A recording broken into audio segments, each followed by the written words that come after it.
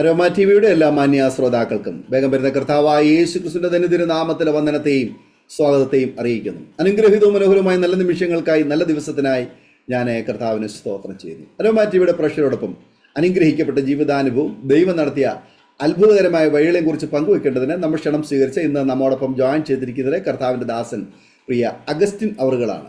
തൻ്റെ ജീവിതാനുഭവങ്ങൾ നമുക്ക് ഏവർക്കും അനുഗ്രഹമായി തരേണ്ടതിന് ശ്രദ്ധയോടെ, പ്രാർത്ഥനയോടെ, സ്കിപ്പ് ചെയ്യാതെ അവസാനം വരെ ഈ വീഡിയോ കാണുകയും കേൾക്കുകയും ചെയ്യാം. ഇന്ന് നമ്മുടെ കേരളത്തിൽ ഗവൺമെൻറ് തലത്തിൽ ഔദ്യോഗികമായി ജോലിയുള്ള ബന്ധത്തിൽ ആയിരിക്കുന്ന ചില പ്രിയപ്പെട്ടവരിൽ ഒരാളാണ് കർത്താവിൻ്റെ ദാസൻ അഗസ്റ്റിൻ. തൻ്റെ ജോലിയുള്ള ബന്ധത്തിൽ തന്നെ കർത്താവിന് വേണ്ടി ശക്തമായി പ്രയോജനപ്പെടുകയും സാക്ഷ്യം വഹിക്കുകയും ഡെലിവറൻസ് ശുശ്രൂഷകൾ ചെയ്യുകയും ചെയ്തുകൊണ്ടിരിക്കുന്ന ഈ ദേവദാസൻ്റെ ജീവിതാനുഭവങ്ങൾ പ്രേക്ഷകർക്ക് വലിയ അനുഗ്രഹമായി തീരും എന്നുള്ളതുകൊണ്ട് ശ്രദ്ധയോടെ, പ്രാർത്ഥനയോടെ, സ്കിപ്പ് ചെയ്യാതെ അവസാനം വരെ ഈ വീഡിയോ കാണുകയും കേൾക്കുകയും ചെയ്യാം. കർത്താവിൻ്റെ ദാസൻ പ്രിയ അഗസ്റ്റിൻ അവറുകളെ തികഞ്ഞ സ്നേഹത്തോടും ആദരവോടും കൂടി അരോമ ടിവിയുടെ പ്രേക്ഷകരോടൊപ്പം സമയത്തിലൊഴിക്കാനായിട്ട് ഞങ്ങൾ സ്വാഗതം ചെയ്തുകൊള്ളുന്നു.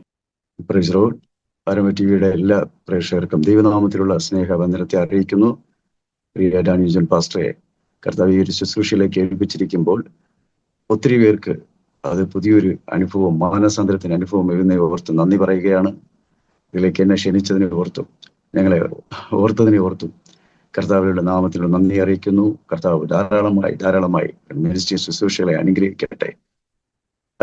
ഞാനും ഈ സാക്ഷ്യമായി ഇവിടെ കർത്താവിന്റെ സന്നിധി നിൽക്കുമ്പോൾ എന്നെ കർത്താവ് വഴി നടത്തിയ വിധങ്ങളെ ഓർക്കുമ്പോൾ ഇന്നും എനിക്ക് വിശ്വസിക്കാനാവുന്നില്ല. അതാണ് എൻ്റെ ജീവിതത്തിൽ ഏറ്റവും വലിയ സാക്ഷ്യം എന്ന് പറയുന്നത്.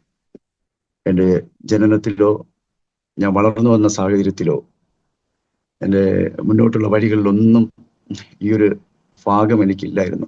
പക്ഷെ ദൈവം എവിടെയൊക്കെയോ ഞങ്ങൾ ലോകസ്ഥാപനത്തിന് മുമ്പേ കണ്ടു എന്ന് പറയുന്ന ഒരു വചനമുണ്ടല്ലോ. അമ്മയുടെ ഉദരത്തിൽ പിണ്ടാകാരമായിരുന്നപ്പോൾ കണ്ടു എന്ന് പറഞ്ഞതുപോലെ എന്നെ കർത്താവിൽ എവിടെയോ കണ്ടു. അതുകൊണ്ട് ഞാൻ പോലും അറിയാതെ, ഞാൻ പോലും തേടാതെ കർത്താവ് എന്നെ നിർത്തി എന്നുള്ളതാണ് ഏറ്റവും വലിയ സാക്ഷ്യം. എൻ്റെ കുട്ടിക്കാലത്തെ കുറിച്ച് പറയുകയാണെങ്കിൽ ഞാൻ എൻ്റെ ഓർമ്മയുള്ള സമയം മുതൽ തന്നെ എൻ്റെ പപ്പ ഭയങ്കര മദ്യപാനിയായിരുന്നു. മദ്യവെച്ച് അമ്മയെ അടിക്കുകയും അമ്മയെ തെറി പറയുകയും ആ ദേശത്തുള്ള ആൾക്കാരെ തെറി പറയുകയും അതോടൊപ്പം തന്നെ വീട്ടിൽ അമ്മയെ താമസിക്കാൻ കഴിയാത്ത രീതിയിൽ ഉപദ്രവിച്ച് പാതിരാത്രി പോലും പുറത്തിറക്കി നിർത്തുന്ന അനുഭവത്തിൽ നിന്ന്, ഒരു സമാധാനമില്ലാത്തൊരു കുടുംബത്തിൽ നിന്ന് ഞാൻ വളർന്നു വന്നവനാണ്. ഞങ്ങളുടെ ബാക്ക്ഗ്രൗണ്ട് CSI പശ്ചാത്തലമായിരുന്നു. എന്നാലും സഭയിൽ പോകാൻ പറ്റത്തില്ല, എന്നും വീട്ടിൽ വഴക്ക. അപ്പം മദ്യപിച്ച് ഒത്തിരി ബലമൊക്കെ ഉള്ള ആളാ. ഒത്തിരി പേരെ അടിക്കുകയും ഉപദ്രവിക്കുകയൊക്കെ ചെയ്യും. അത് ബാക്കി അവിടെ തീർക്കാതെ വരുന്ന ദേഷ്യമെല്ലാം വീട്ടിൽ വന്ന് തീർക്കുകയും അങ്ങനെയൊക്കെ ചെയ്തു വരുമ്പോൾ, അപ്പൊ എനിക്കൊരു അനുജനുണ്ട്. അപ്പൊ എന്ത് പറ്റിയാലും അമ്മയ്ക്ക് ബന്ധുക്കളെല്ലാം കൈവിട്ട ഒരവസ്ഥയാണ്. ആര് വന്ന സമാധാനം പറഞ്ഞാലും അവരെല്ലാം പപ്പ വളരെയധികം വഴക്ക് പറയുകയും അവരെയൊക്കെ തെറി വിളിക്കുകയൊക്കെ ചെയ്യുന്ന ഒരു അനുഭവമുണ്ട്. പിന്നെ ആരും മധ്യസ്ഥ വഹിക്കാൻ ഒന്നും വരാൻ പറ്റാതെയായി. അങ്ങനെ അമ്മ ഒറ്റയ്ക്കായി. ഞങ്ങളൊക്കെ കുഞ്ഞു ആയിരിക്കുമ്പോൾ തന്നെ അമ്മ ഒറ്റയ്ക്കായി. അമ്മ എന്നും കരയുന്നതാണ് ഞാൻ കാണുന്നേ. പക്ഷേ കരച്ചിലിനിടയ്ക്കും എല്ലാ രാത്രിയിലും അമ്മ പ്രാർത്ഥിക്കാറുണ്ട്. അപ്പൊ നാട്ടുകാർ പറയും പ്രാർത്ഥിച്ചതിന് ശേഷം പപ്പ വരും. പപ്പ വരുമ്പോൾ അവിടെ നാടകം നടക്കും എന്നൊക്കെ പറയുന്ന അനുഭവങ്ങൾ ഉണ്ടായിട്ടുണ്ട്. എന്നാലും അമ്മ അത് അറിയത്തില്ല. അമ്മയ്ക്ക് ആശ്രയിക്കാൻ വേറെ ആരും ഇല്ല. അമ്മയ്ക്ക് എത്ര വിശ്വാസം ഉണ്ടോ എന്ന് എനിക്കറിയില്ല. പക്ഷേ അമ്മയ്ക്ക് മനുഷ്യരാരും ആശ്രയിക്കാൻ വഴിയില്ലാത്തൊരു സമയത്തും ഈ മക്കളെയും കൊണ്ട് ഒത്തിരി തവണ ആത്മഹത്യക്ക് ശ്രമിച്ചിട്ടുണ്ട്. പക്ഷെ ആ സമയത്തും അമ്മ മക്കൾക്ക് വേണ്ടി വീണ്ടും തിരിച്ചു വരും. ആരൊക്കെയോ അമ്മയോട് ഉള്ളിൽ കർത്താവ് സംസാരിക്കുന്നു എന്നൊക്കെ പറഞ്ഞിട്ടുണ്ട്. ഇല്ല, വളർത്തണം എന്നൊക്കെ പറഞ്ഞിട്ട് തിരിച്ചു വരാറുണ്ട്. അങ്ങനെ വന്ന് ഞങ്ങളെ വളർത്തുവാൻ എന്ന് പറഞ്ഞാൽ ദാരിദ്ര്യവും പപ്പയുടെ മദ്യപാനവും കാരണം ഒത്തിരി അപ്പയ്ക്കുണ്ടായിരുന്ന സമ്പത്ത് കുറച്ചൊക്കെ ഉണ്ടായിരുന്നു. അതൊക്കെ എല്ലാം ബിസിനസ് ഉണ്ടായിരുന്നു. അതെല്ലാം തകർന്ന് തരിപ്പണമായി. പിന്നെ സാധാ ജോലിയിലേക്ക് പോയി. അവിടെ നിന്നൊക്കെ എന്താ പറയുക, നമുക്ക് ജീവിക്കാൻ കഴിയാത്ത നിലവാരത്തിലോട്ട് പോയി. അന്നേരം എല്ലാം അമ്മ ഭയങ്കരമായി സഹിക്കുകയും അതോടൊപ്പം ഞാൻ പറയില്ലേ, കണ്ണുനീരോടുകൂടെ ഞങ്ങളെ വളർത്താൻ പ്രേരിപ്പിച്ചു. അതിൽ നിന്നും അമ്മയ്ക്ക് ഈ പ്രാർത്ഥിക്കുമ്പോൾ നാട്ടുകാർ കളിയാക്കാറുണ്ടെന്ന് പറഞ്ഞ് അമ്മ കരയാറുണ്ട്. കാരണം ഇന്ന് ബഹളം ഉണ്ടാക്കിയിട്ട് വീണ്ടും പ്രാർത്ഥിക്കും. അപ്പൊ എനിക്കറിയത്തില്ല ഈ പ്രാർത്ഥിക്കുമ്പോൾ ഞാൻ, പക്ഷെ അന്ന് ചെറുതിലെ എനിക്കൊരു ഗുണമുണ്ട്. ഞാൻ അമ്മയോടൊപ്പം ചെന്നങ്ങിരിക്കും. ഞാൻ അമ്മയോടൊപ്പം ചെന്നിരിക്കുമ്പം അമ്മ ഒറ്റയ്ക്കല്ലേ പ്രാർത്ഥിക്കുന്നത്, ചുമ്മാ ചെന്നങ്ങിരിക്കും, കൂടെ നിന്ന് പ്രാർത്ഥിക്കുമായിരിക്കാം. പക്ഷെ എന്നാലും എനിക്ക് നല്ല ഓർമ്മയുണ്ട്. അമ്മ കരഞ്ഞിട്ടൊക്കെ പോയി നിൽക്കുമ്പോൾ ഞാൻ പോയിരുന്ന് പ്രാർത്ഥിക്കാറുണ്ട്. അമ്മയുടെ കൂടെ നിന്ന് പ്രാർത്ഥിച്ചു. അങ്ങനെ കാലം കഴിഞ്ഞു. പക്ഷേ ഒരിക്കലും അമ്മ പോകുന്ന സഭയിൽ ഒരു മിഷണറി വന്നായിരുന്നു. മിഷണറി വരുമ്പോൾ ഞാൻ 10ാം ക്ലാസ്സൊക്കെ കഴിയുന്ന ആ സമയത്താണ്. ആ മിഷണറി വന്നപ്പോൾ അമ്മ അതിനകത്തിരുന്ന് മിഷണറി ആഹ്വാനം ചെയ്യുവാണ്. ദൈവവേല ചെയ്യാനും മിഷണറി ആവാനും താല്പര്യമുള്ള തലമുറകളുണ്ടെങ്കിൽ അവർക്ക് വേണ്ടി പ്രാർത്ഥിക്കാം, ആർക്കൊക്കെ മനസ്സുണ്ടെന്ന് പറയാം. അപ്പൊ അമ്മ ആ ചർച്ചിനകത്തിരുന്ന് പറഞ്ഞു, കർത്താവ്, എൻ്റെ മക്കളിൽ ഒരാളെങ്കിലും ഒരു മിഷണറി ആയിട്ടെങ്കിലും എടുക്കണം. കാരണം എന്നാന്നറിയോ, ഒരാളെങ്കിലും അങ്ങനെ രക്ഷപ്പെട്ടാൽ ഭക്ഷണം നല്ല സ്വഭാവത്തിൽ വരും. കാര്യം മതിമാരുടെ മക്കൾ ഇനി എങ്ങനെ വരുമെന്ന് അമ്മയ്ക്കറിയാം. അങ്ങനെ പറയുമ്പോൾ അമ്മ അപ്പോഴും തന്നെ തിരിച്ചു പറഞ്ഞു അത്രേ, എൻ്റെ മക്കൾക്ക് ഒരു കഴിവില്ലല്ലോ. എൻ്റെ മക്കൾക്ക് എന്നോട് പലപ്പോഴും പറഞ്ഞിട്ടുണ്ട്, ഞാൻ ചോദിച്ചു ഒരു മൈക്കെടുത്ത് ഒരു കാര്യം പറയുന്നത് കണ്ടിട്ട് കാര്യം എന്തൊരു ഗുണവും ഇല്ലല്ലോ എന്നൊക്കെ പറഞ്ഞ് അമ്മ ആ ഒരു പ്രത്യാശ വെച്ചിട്ട്, ആ ഒരു വിശ്വാസം വെച്ചിട്ട് അമ്മ പറഞ്ഞു, എൻ്റെ മക്കൾക്ക് ഒരു കഴിവില്ല, സംസാരിക്കാനും അറിയത്തില്ലല്ലോ, എന്നാലും കർത്താവ് ഒരു ആഗ്രഹമാണെന്ന് പറഞ്ഞു. പക്ഷെ അത് അമ്മ അന്നൊന്നും എന്നോട് പറഞ്ഞില്ല. പക്ഷെ പിൽക്കാലത്ത് ശുശ്രൂഷയ്ക്ക് ഇറങ്ങിയപ്പോഴാണ് വലിയ കൺവെൻഷനൊക്കെ കർത്താവ് ശുശ്രൂഷിപ്പാൻ അനുവദിച്ചു. അതിനകത്ത് നിന്നപ്പോൾ അമ്മ പറഞ്ഞു, മക്കളെ ഇങ്ങനെ ഒരു കാര്യം ഞാൻ അന്ന് ചർച്ചയിൽ പറഞ്ഞു, എനിക്കിപ്പോഴും അത് എല്ലാ ദിവസവും ഞാൻ ഓർക്കും. പക്ഷെ ആ ദൈവം കൈവിട്ടിട്ടില്ലല്ലോ, ആ ദൈവം ആ പ്രാർത്ഥന മറന്നുപോയില്ലല്ലോ. എന്നെ കേൾക്കുന്ന അരോമ ടിവിയുടെ എല്ലാ പ്രേക്ഷകരോടും ഞാൻ പറയട്ടെ, നിങ്ങളുടെ പ്രാർത്ഥനകളൊന്നും മറക്കുന്ന ദൈവമല്ല. നിങ്ങളുടെ പ്രാർത്ഥനകളോ നിങ്ങൾ കർത്താവിനോട് അപേക്ഷിക്കുന്ന സങ്കടയാചനകളോ ഒരിക്കലും വൃഥാവായി പോകത്തില്ല. വിശ്വസിക്കുവാൻ നിങ്ങൾക്കത് കഴിയട്ടെ. അധികം ഒരു വിശ്വാസം അതിനകത്ത് ഉണ്ടാവട്ടെ. അതിന്റെ പ്രതിഫലം നിശ്ചയമായും കർത്താവ് തരും. അങ്ങനെ ഞാൻ പഠിച്ചുകൊണ്ടിരിക്കുമ്പോൾ സത്യം പറഞ്ഞാൽ ഞാൻ യൂണിഫോം വാങ്ങാനോ അല്ലെങ്കിൽ പഠനോപകരണം വാങ്ങാനോ ഒന്നും കഴിയാറില്ല. എന്നാലും ചിലപ്പോൾ ബന്ധപ്പെട്ട സഭകളും അങ്ങനെയൊക്കെ ഞങ്ങൾ സഹായിക്കാറുണ്ട്. അങ്ങനെ സഹായിച്ചു വളർന്നു. ഇതിനിടയ്ക്ക് ഞങ്ങളുടെ തൊട്ടടുത്ത് താമസിക്കുന്നിടത്ത് ഒരു TPM ചർച്ചുണ്ട്. ആ ചർച്ച് അപ്പോഴും പേരും തറയായിരുന്നു. അതിനകത്ത് ആ ചർച്ച് അങ്ങോട്ട് മാറ്റാൻ വേണ്ടി അവിടെ വന്ന് സ്ഥലം മേടിച്ചു. ആ TPM ദി ബെന്തക്കോസ്റ്റ് മിഷൻ എന്ന് പറയുന്ന ചർച്ച് അവിടെ പണിയാൻ ആരംഭിക്കുമ്പോൾ വലിയൊരു കുന്നായിരുന്നു. ഈ കുന്ന് നിവർത്തുവാൻ വേണ്ടി സഭയിലുള്ള എല്ലാ ജനങ്ങളും വന്ന് അവിടെ ശ്രമദാനം നടത്താറുണ്ട്. അപ്പൊ ഞങ്ങൾക്ക് അറിയില്ല, ഞങ്ങൾ 4-5 പഠിക്കും. എൻ്റെ അനിയനൊക്കെ വയസ്സ് കുറവാണ്, എന്നിനെക്കെ 2 വയസ്സ് കുറവാണ്. പക്ഷെ ഞങ്ങൾ ഈ സമയം പോകാൻ വേണ്ടി വെക്കേഷൻ ടൈമിലെല്ലാം അവരുടെ കൂടെ പോകും. ഞങ്ങൾ ആ ചർച്ചിലല്ല, ഞങ്ങളൊന്നുമല്ല, പക്ഷെ ഞങ്ങളുടെ വീടിനടുത്തായത് കൊണ്ട് ഞങ്ങൾ പോയിട്ട് എനിക്ക് ഇന്ന് ഓർമ്മയുണ്ട്. ഞങ്ങൾ ഈ അരിവെട്ടി എന്ന് പറയുന്ന പെട്ടിയിലും പിന്നെ അതുപോലെ തന്നെ ചെറിയ ചട്ടിയിലൊക്കെ ഞങ്ങൾ കൊണ്ടുപോകാൻ പറ്റത്തില്ല, പക്ഷെ എന്നാലും ഞങ്ങൾ മണ്ണ് വാരി ചുമക്കുന്നത് ഇന്ന് എൻ്റെ ഓർമ്മയിലുണ്ട്. അത് കഴിഞ്ഞിട്ട് അവിടെ സഭയായിരിക്കുമ്പോഴും ആ സഭയിൽ ഒത്തിരി പേര് നമ്മുടെ ശ്രമദാനം ചെയ്യാൻ വരും. ഞാൻ വെക്കേഷൻ ഉള്ളപ്പോഴൊക്കെ പോകും. അന്നേരം ഞാൻ അവിടുത്തെ അപ്പച്ചനാണെങ്കിൽ അവിടെ ശ്രമദാനം കഴിയുമ്പോൾ അവിടെയുള്ളവർക്കൊക്കെ ഒന്നത്തെ കൂലി എനിക്ക് 100-120 അന്ന് കൊടുക്കാറുണ്ട്. അപ്പൊ ഞങ്ങൾ സഹായിക്കുമ്പോൾ ഞങ്ങൾക്ക് 1 രൂപയോ 2 രൂപയൊക്കെ തരും. അപ്പൊ ഞങ്ങൾക്ക് അറിയില്ല, ഞങ്ങൾക്ക് അത് മുട്ടായി വാങ്ങാൻ അത് തന്നെ ധാരാളമാണ്. പക്ഷേ ഇത് വാങ്ങുമ്പോൾ ഞാൻ മനസ്സിലാക്കിയ ഒരു കാര്യം, അന്ന് ചെയ്തതിന്റെ പ്രതിഫലം ഇന്ന് കർത്താവ് എത്രയോ പദവികളിലാക്കി അനുഗ്രഹിച്ച് തന്നിരിക്കുന്നു. അവരോട് പറയട്ടെ, ദൈവനാമത്തിൽ എത്ര വർഷം കഷ്ടപ്പെട്ടാലും, ദൈവനാമത്തിന് കർത്താവിന് വേണ്ടി എത്ര കാലം നിന്നാലും അതിൽ കണക്കുകൾ പറയരുത് കേട്ടോ.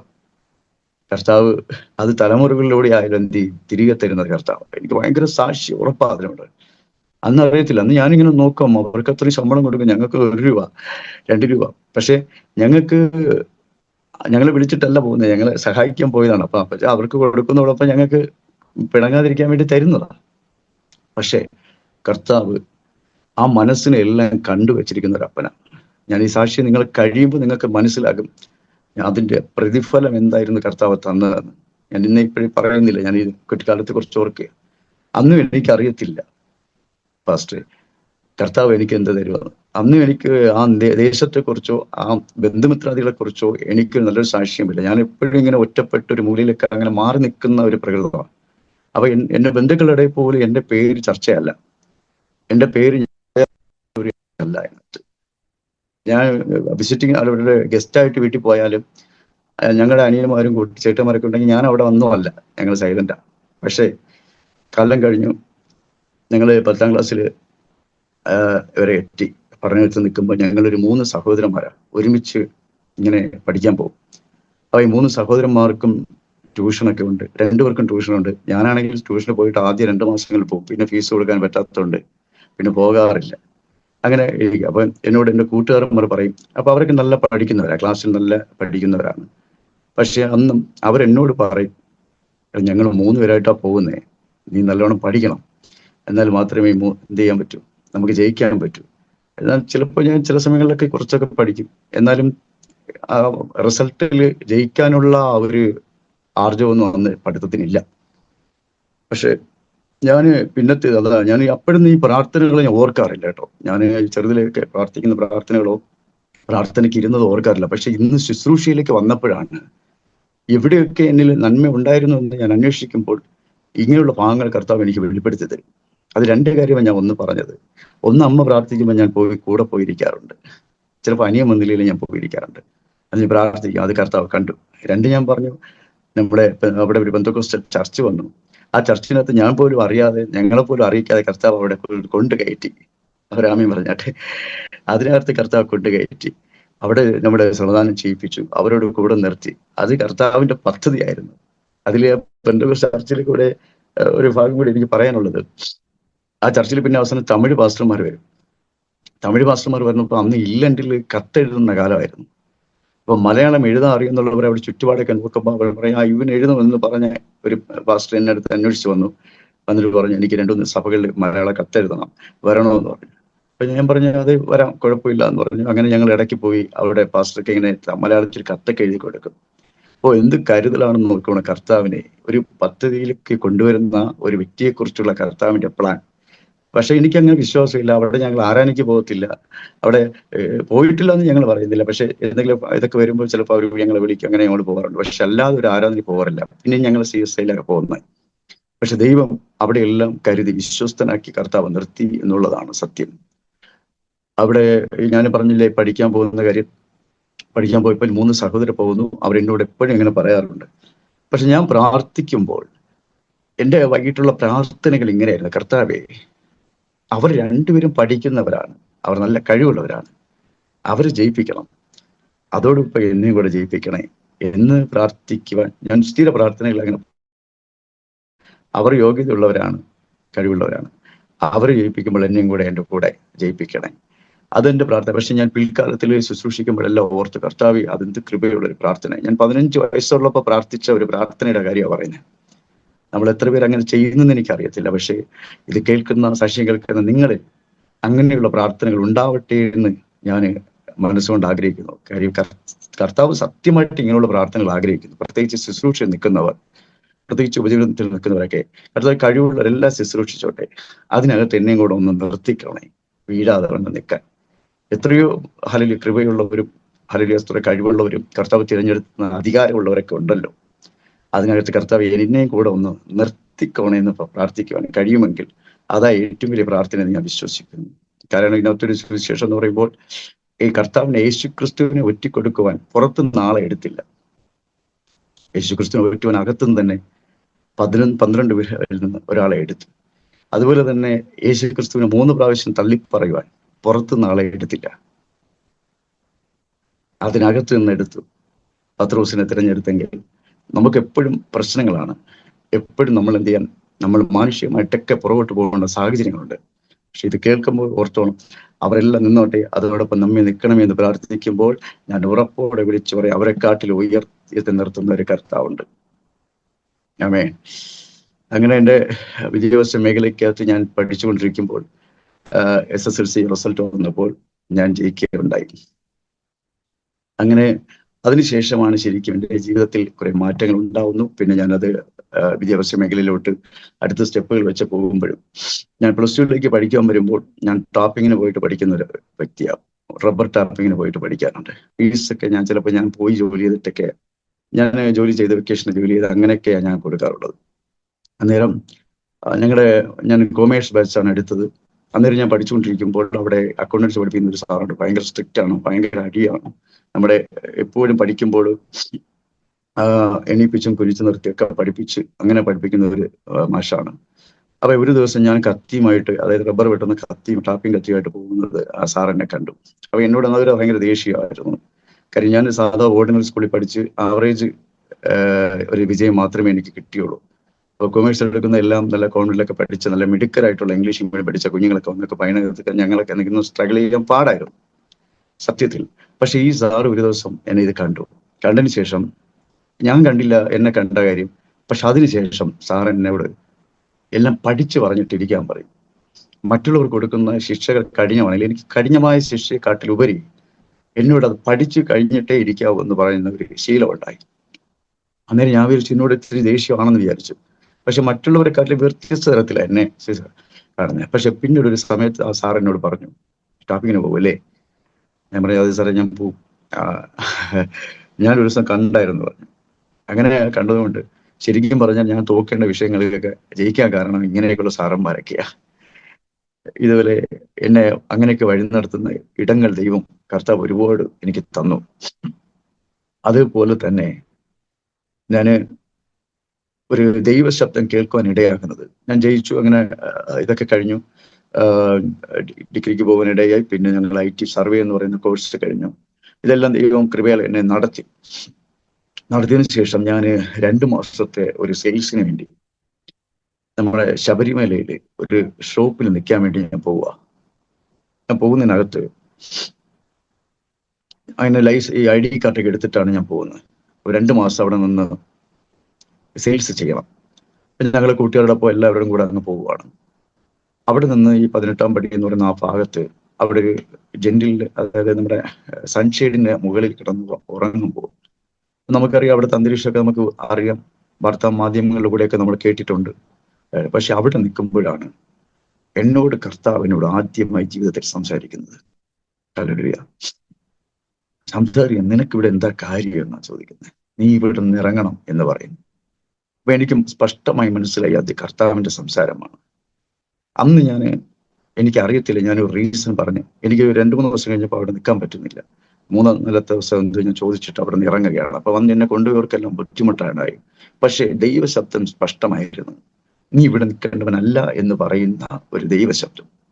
പക്ഷെ അന്ന് എനിക്ക് ആ ദൈവശബ്ദത്തിന് ഇമ്പോർട്ടൻസ് എനിക്ക് മനസ്സിലാക്കിയില്ല. പക്ഷേ എനിക്ക് ഉറപ്പുണ്ടായിരുന്നു, അതിനകത്തും വന്ന് സംസാരിക്കണമെങ്കിൽ എൻ്റെ ദൈവത്തിന്റെ ശക്തി എത്ര വലുതാണ്. അതിനകത്ത് ഒരു ഭക്തനെ കാണുന്ന ഒരു ദൈവമുണ്ടെങ്കിൽ നീ ജീവിതത്തിൽ ഒരിടത്തും തകരേണ്ട കാര്യമില്ലെന്ന് എന്നെ പഠിപ്പിച്ച ഒരു സ്ഥലമായിരുന്നു ആ സ്ഥലം.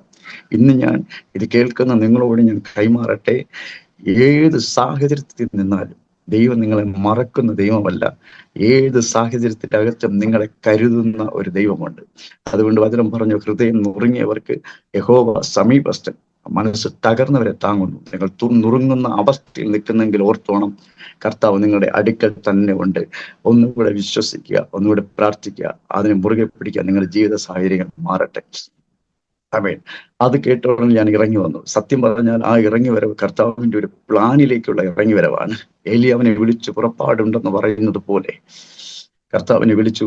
അതിനകത്തുനിന്ന് ഞാൻ ജോലിക്ക് വേണ്ടി ആപ്ലിക്കേഷൻ വീട്ടിൽ വന്നു. ജോലിക്ക് വേണ്ടിയുള്ള പഠനങ്ങൾ തുടങ്ങി. അതിനുവേണ്ടി ആപ്ലിക്കേഷൻ അയച്ചു. കർത്താവ് എൻ്റെ കൂടെയുള്ള ഈ 3 കൂടെ പഠിച്ചെന്ന് പറഞ്ഞ 3 സഹോദരന്മാരിൽ, ഞങ്ങൾ ഉൾപ്പെടെ 3 സഹോദരന്മാരെ 2 പേരും ഞങ്ങൾ 3 പേരും ഒരുമിച്ചാണ് പോയത് മിലിറ്ററിയിൽ കയറാനായിട്ട്. മിലിറ്ററി കയറാനായിട്ട് പോകുമ്പോൾ 3 പേരും എലിജിബിൾ ആണ്. കയറ്റം എന്നുള്ള എല്ലാ കാര്യങ്ങളും ആയപ്പോൾ എന്നോട് വീണ്ടും ആരോ മനസ്സിൽ പറയുന്നു, നീ അങ്ങനെ പോകേണ്ടവനല്ല, നീ അങ്ങനെ പോകണ്ട എന്ന് പറയും. ഞാൻ പപ്പയോടും അമ്മയോടും ഒക്കെ വന്ന് പറഞ്ഞു, എനിക്ക് ഇങ്ങനെ പോകുന്ന ഇഷ്ടമില്ല. അപ്പൊ പപ്പയ്ക്കൊക്കെ വിഷമമായി. പിന്നെ പപ്പയ്ക്ക് ഇതൊക്കെയാണെങ്കിലും മദ്യപിക്കുമെങ്കിലും ഇല്ലാത്ത സമയത്ത് ഭയങ്കര സ്നേഹമാണ്. മദ്യപിക്കുന്ന ഇല്ലാത്ത സമയത്തും നല്ല ഭയങ്കര ഇതാണ്. തോറ്റാലും നീ കുഴപ്പമില്ല, അങ്ങനെയൊക്കെ പറയുന്ന ഒരാളാണ്. അപ്പൊ എന്നോട് പോകണ്ടെന്ന് പറഞ്ഞപ്പോൾ പറഞ്ഞു, ശരി എന്നാ പോകണ്ടെന്ന് പറഞ്ഞു. അങ്ങനെ ഞാൻ പോയില്ല. ദൈവദാസനെ, അവർ 2 പേരും പോയി മിലിറ്ററി ഉദ്യോഗസ്ഥന്മാരായി. ഇന്ന് റിട്ടയർഡായി നാട്ടിലെത്തി. പക്ഷെ എന്നെ കർത്താവ് കണ്ടത്, ഞാൻ അതിലൂടെ വീണ്ടും പഠിച്ച് ജോലിക്ക് വേണ്ടി ശ്രമിച്ചു. എനിക്കൊരു റവന്യൂ ഡിപ്പാർട്ട്മെന്റിലെ സർവേയറായി ജോലി കിട്ടുവാൻ ദൈവം അനുവദിച്ചു. ഞാൻ 2009 ഡിസംബറിൽ കർത്താവ് സർക്കാരിന്റെ സേവനത്തിലേക്ക് കയറുവാൻ ദൈവം അനുവദിച്ചു. ഇന്ന് എനിക്ക് 15 വർഷത്തോളം കഴിഞ്ഞു ശുശ്രൂഷ, അതായത് ഗവൺമെന്റ് സേവനത്തിൽ തുടരുവാൻ ദൈവം എത്രത്തോളം എന്നെ കരുതി. അങ്ങനെ 2016-17 കാലഘട്ടം വരെ ഞാൻ സാധാ ഒരു ഉദ്യോഗസ്ഥനായിരുന്നു. അതുപോലെ തന്നെ സാധാരണ വ്യക്തിയായിരുന്നു. ഒരു പാരമ്പര്യമായ ചട്ടക്കൂടിനകത്ത് മാത്രം ദൈവത്തെ പ്രാർത്ഥിക്കുന്നവരായിരുന്നു. പക്ഷെ അന്നും എനിക്ക് അറിയാത്തൊരു തലമുണ്ടായിരുന്നു. ഞാൻ എല്ലാ ദിവസവും ആരാധനകളിൽ പങ്കെടുക്കും. അപ്പൊ ഞാൻ തന്നെ അത്ഭുതപ്പെട്ടിട്ടുണ്ട്, നിനക്ക് എങ്ങനെ ഇത് കഴിയുന്നെന്ന് ചിന്തിച്ചിട്ടുണ്ട്. പക്ഷെ ദൈവം എന്നെ അത് നടത്തി. ആരാധനകൾ ഞാൻ ഒഴിവാക്കാറില്ല. ഒന്ന്. രണ്ടാമത്, 2011 ആയപ്പോഴേക്കും വിവാഹത്തിന് വേണ്ടിയുള്ള ആലോചനകൾ തുടങ്ങി. അങ്ങനെ വിവാഹത്തിന് വേണ്ടി ആലോചന തുടങ്ങിയപ്പോൾ ഇങ്ങനെ നമ്മൾ പെണ്ണ് കാണുന്ന സമയമുണ്ടല്ലോ, ആ സമയത്ത് ഞാൻ നിങ്ങളുടെ വിവാഹത്തിന് വേണ്ടി ആലോചന കൊടുത്ത് കുട്ടികളെ കാണാൻ തുടങ്ങുമ്പോൾ എൻ്റെ ഭാര്യയുടെ പേര് ദിവ്യ എന്നാണ്. ദിവ്യ എന്ന് പറയുന്ന പെൺകുട്ടിയെ ഞാൻ കാണാൻ ചെല്ലുമ്പോൾ അവൾ അന്ന് ഹിന്ദുവാണ്. ഹിന്ദു പാരമ്പര്യത്തിൽ വളർന്ന ഒരു കുഞ്ഞായിരുന്നു. പക്ഷേ ഞങ്ങൾക്ക് കുടുംബത്തിന്റെ ബാക്ക്ഗ്രൗണ്ടുകൾ പല അന്വേഷിച്ചറിഞ്ഞപ്പോൾ പഠനത്തിൽ മാത്രം അവള് നല്ല പഠിക്കുന്ന ഒരു കുഞ്ഞായിരുന്നു. കോളേജുകളിലെ റാങ്ക് ഹോൾഡറൊക്കെ ആയിരുന്നു. അങ്ങനെ MSc മാത്തമെറ്റിക്സ് ആണ്. അപ്പൊ അങ്ങനെ പഠനത്തിൽ കോൺസെൻട്രേറ്റ് ചെയ്തപ്പോൾ നമുക്ക് ഈ കുഞ്ഞ് മതി. അപ്പൊ ഞാൻ പറഞ്ഞു, അമ്മ ഈ കുഞ്ഞ് പെൺകുഞ്ഞ് ക്രിസ്ത്യാനിയല്ല. അല്ല, പ്രത്യേകിച്ച് എനിക്കൊരു കൺസെപ്റ്റ് ഉണ്ട്, കുയറിൽ പാടുന്ന അല്ലെങ്കിൽ അങ്ങനെയൊക്കെ പാടിയ ഈ ബാക്കിയുള്ള കാര്യങ്ങളൊക്കെ കോർഡിനേറ്റ് ചെയ്യുന്ന ഒരു കുഞ്ഞിനെ നമുക്ക് കണ്ടുപിടിക്കാം എന്ന് പറയുമ്പോൾ അപ്പൊ ഇവര് വീട്ടുകാർ പറഞ്ഞു, കല്യാണം നടക്കുവാണെങ്കിൽ എന്ത് ചെയ്യാം, അവർ സഭയിലോട്ട് വന്നു രക്ഷിക്കപ്പെടാം, അല്ലെങ്കിൽ സഭയോട് ചേരാം, ക്രിസ്ത്യാനിയായി തന്നെ നടത്താമെന്ന് ഒരു വാക്ക് പറഞ്ഞിട്ടുണ്ടായിരുന്നു. അപ്പൊ എന്നോട് അമ്മ പറഞ്ഞ ഒരു വാക്ക് ഇതാണ്, നിന്നെ കൊണ്ട് ഒരു പ്രയോജനമില്ല, നീ കാരണം ആ പെൺകുട്ടിയെങ്കിലും യേശുവിനെ അറിയുന്നെങ്കിൽ അത് പുണ്യമല്ലേ എന്ന് പറഞ്ഞു. ഹല്ലേലൂയ. ഞാനിത് ആലോചിച്ചു.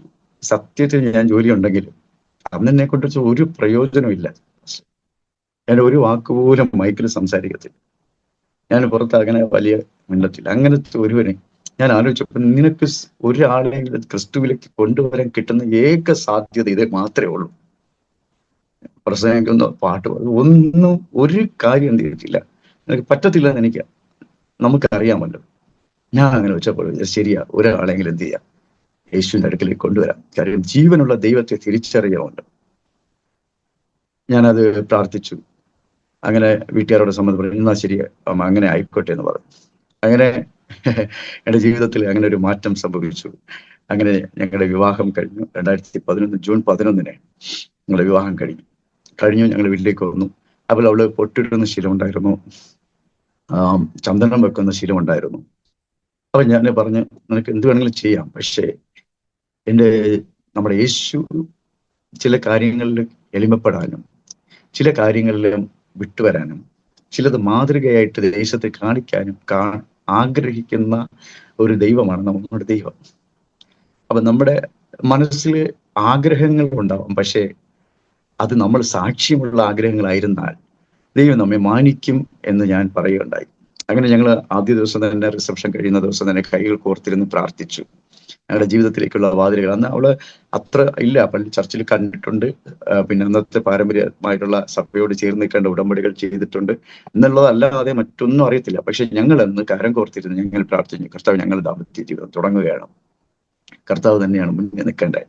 ഇത് കേൾക്കുമ്പോൾ നിങ്ങൾ ഓർക്കുക, നിങ്ങളുടെ ഏത് നല്ല പദവികളിലും കർത്താവിനോട് പ്രാർത്ഥിച്ച് ചിലത് തുടങ്ങിയാൽ കർത്താവ് നമ്മൾ പോലും അറിയാത്ത നല്ല വഴികളിലേക്ക് കൊണ്ടുപോകുമെന്ന് ഞാൻ നിങ്ങളോട് കൈമാറുകയാണ് കേട്ടോ. നിങ്ങൾ പ്രാർത്ഥിക്കുക, വിശ്വസിക്കുക, അത് നഷ്ടമായി പോകത്തില്ല. ആമേൻ, സ്തോത്രം. അങ്ങനെ ഞാൻ ഈ പ്രാർത്ഥിച്ചു തുടങ്ങിയപ്പോൾ തന്നെ പറഞ്ഞു, ഇല്ല, ഞാൻ ചിലത് മാറ്റാം. അങ്ങനെ അവള് നമ്മുടെ പാരമ്പര്യമായി അനുസരിച്ചുള്ള അതിന് മാറ്റം വരുത്തുന്ന എല്ലാം മാറ്റി അവൾ നല്ലതായി സഭയോട് ചേരാം. പക്ഷെ അവള് പിന്നെ അവളുടെ വിശ്വാസം ഭയങ്കരമാണ്. അവൾ അന്ന് ആ സഭയിലേക്ക് വരുമ്പോൾ എന്നെ ഞങ്ങളെ കണ്ട് ചർച്ചിലേക്ക് വിടുമ്പോൾ അവർക്കൊരു ഉറപ്പുണ്ടായിരുന്നു, അവൾ കണ്ടത് വലിയ സന്തോഷത്തെയാണെന്ന്. അതൊരു വെറും സഭയോട് ചേർക്കാനുള്ള നിർബന്ധമല്ലായിരുന്നു, അല്ലെങ്കിൽ ക്രിസ്ത്യാനി ആകാനുള്ള അങ്ങനെ ഒരു ആഹ്വാനമല്ലായിരുന്നു, യേശുവിനെ അറിയേണ്ട ഒരു ആഹ്വാനമല്ലായിരുന്നു. ഞങ്ങളോട് വന്നപ്പോൾ ശരിക്കും ഞാനും ഞാൻ അങ്ങനെ അന്നും പ്രാർത്ഥിക്കുന്ന രീതി ഞാൻ പറഞ്ഞായിരുന്നു. 15 വയസ്സായപ്പോൾ അതേ രീതിയിലുള്ള പ്രാർത്ഥനകളും ചില എനിക്കറിയില്ലാത്ത നമ്മുടെ ബുദ്ധിയിൽ ഒതുങ്ങാത്ത എന്തൊക്കെയോ പ്രത്യേകത ഞങ്ങൾക്ക് ഉണ്ടായിരുന്നു. അപ്പോൾ അവർക്ക് അതിലോട്ട് വന്നപ്പോൾ സന്തോഷമാണ് ഉണ്ടായത്. അന്ന് മുതൽ ഇത് കേൾക്കുന്ന പ്രേക്ഷകർക്ക് വേണ്ടി ഞാൻ കൈമാറുകയാണ്. വെറും പാരമ്പര്യമായിരുന്ന മറ്റൊരു സ്ഥലത്ത് നിന്ന് വന്ന ആ കുഞ്ഞ് അന്ന് രക്ഷിക്കപ്പെട്ടിട്ടില്ല, ദൈവകൃപയിൽ വന്നിട്ടില്ല, ഒരു സാധാ ഒരു വിശ്വാസിയായി വന്ന ആ എൻ്റെ ഭാര്യ രാവിലെയും വൈകിട്ടും പ്രാർത്ഥിക്കുവാൻ തുടങ്ങി. ഞാൻ പോലും അറിഞ്ഞില്ലെങ്കിൽ പോലും രാവിലെ എഴുന്നേറ്റ് ജോലിക്ക് പോകുന്നതിന് മുമ്പ് കട്ടിൽമേൽ താഴെ മുട്ടുകുത്തി ഇരുന്ന് പ്രാർത്ഥിച്ചിട്ട് പോകാറുണ്ട് ജോലിക്ക് പോകുന്നതിന് മുമ്പ്. അന്ന് വൈഫ് KSRTC കണ്ടക്ടറാണ്. കല്യാണം കഴിയുന്നതിന് മുമ്പ് ജോലിയുണ്ട്. അതോടൊപ്പം തന്നെയാണ് ജോലിക്ക് പോയിക്കൊണ്ടിരുന്നത്. ജോലിക്ക് പോകുമ്പോൾ പ്രാർത്ഥിക്കുന്നുണ്ട്. ഞങ്ങൾ എവിടെ പോയിട്ട് വന്നാലും 10, 11, 11:30 കഴിഞ്ഞാലും അവൾ വന്നിട്ട് പ്രാർത്ഥിക്കുന്ന ശീലം അവളിൽ ഉണ്ടായിരുന്നു. അപ്പൊ എന്നെ അത്ഭുതപ്പെടുത്തുന്നതായിരുന്നു അത്. കാര്യം ഞാൻ വിശ്വസിക്കുന്ന, എനിക്കറിയാവുന്ന CSIയിൽ പോകുന്നവരാകട്ടെ, പാരമ്പര്യ സഭയിൽ പോകുന്നവർ പോലും അത്രയും ഡെഡിക്കേഷൻ ആയിട്ട് പ്രാർത്ഥിക്കുന്നത് ഞാൻ കണ്ടിട്ടില്ല. അപ്പൊ ഞാൻ കർത്താവിനോട് നന്ദി പറഞ്ഞു. കർത്താവേ, ഞാനില്ലെങ്കിലും പഠിപ്പിക്കുന്നു, പ്രാർത്ഥിക്കുന്നുണ്ടല്ലോ. അപ്പൊ ഞാനും കൂടെ നമ്മൾ പ്രാർത്ഥിക്കാറുണ്ട്.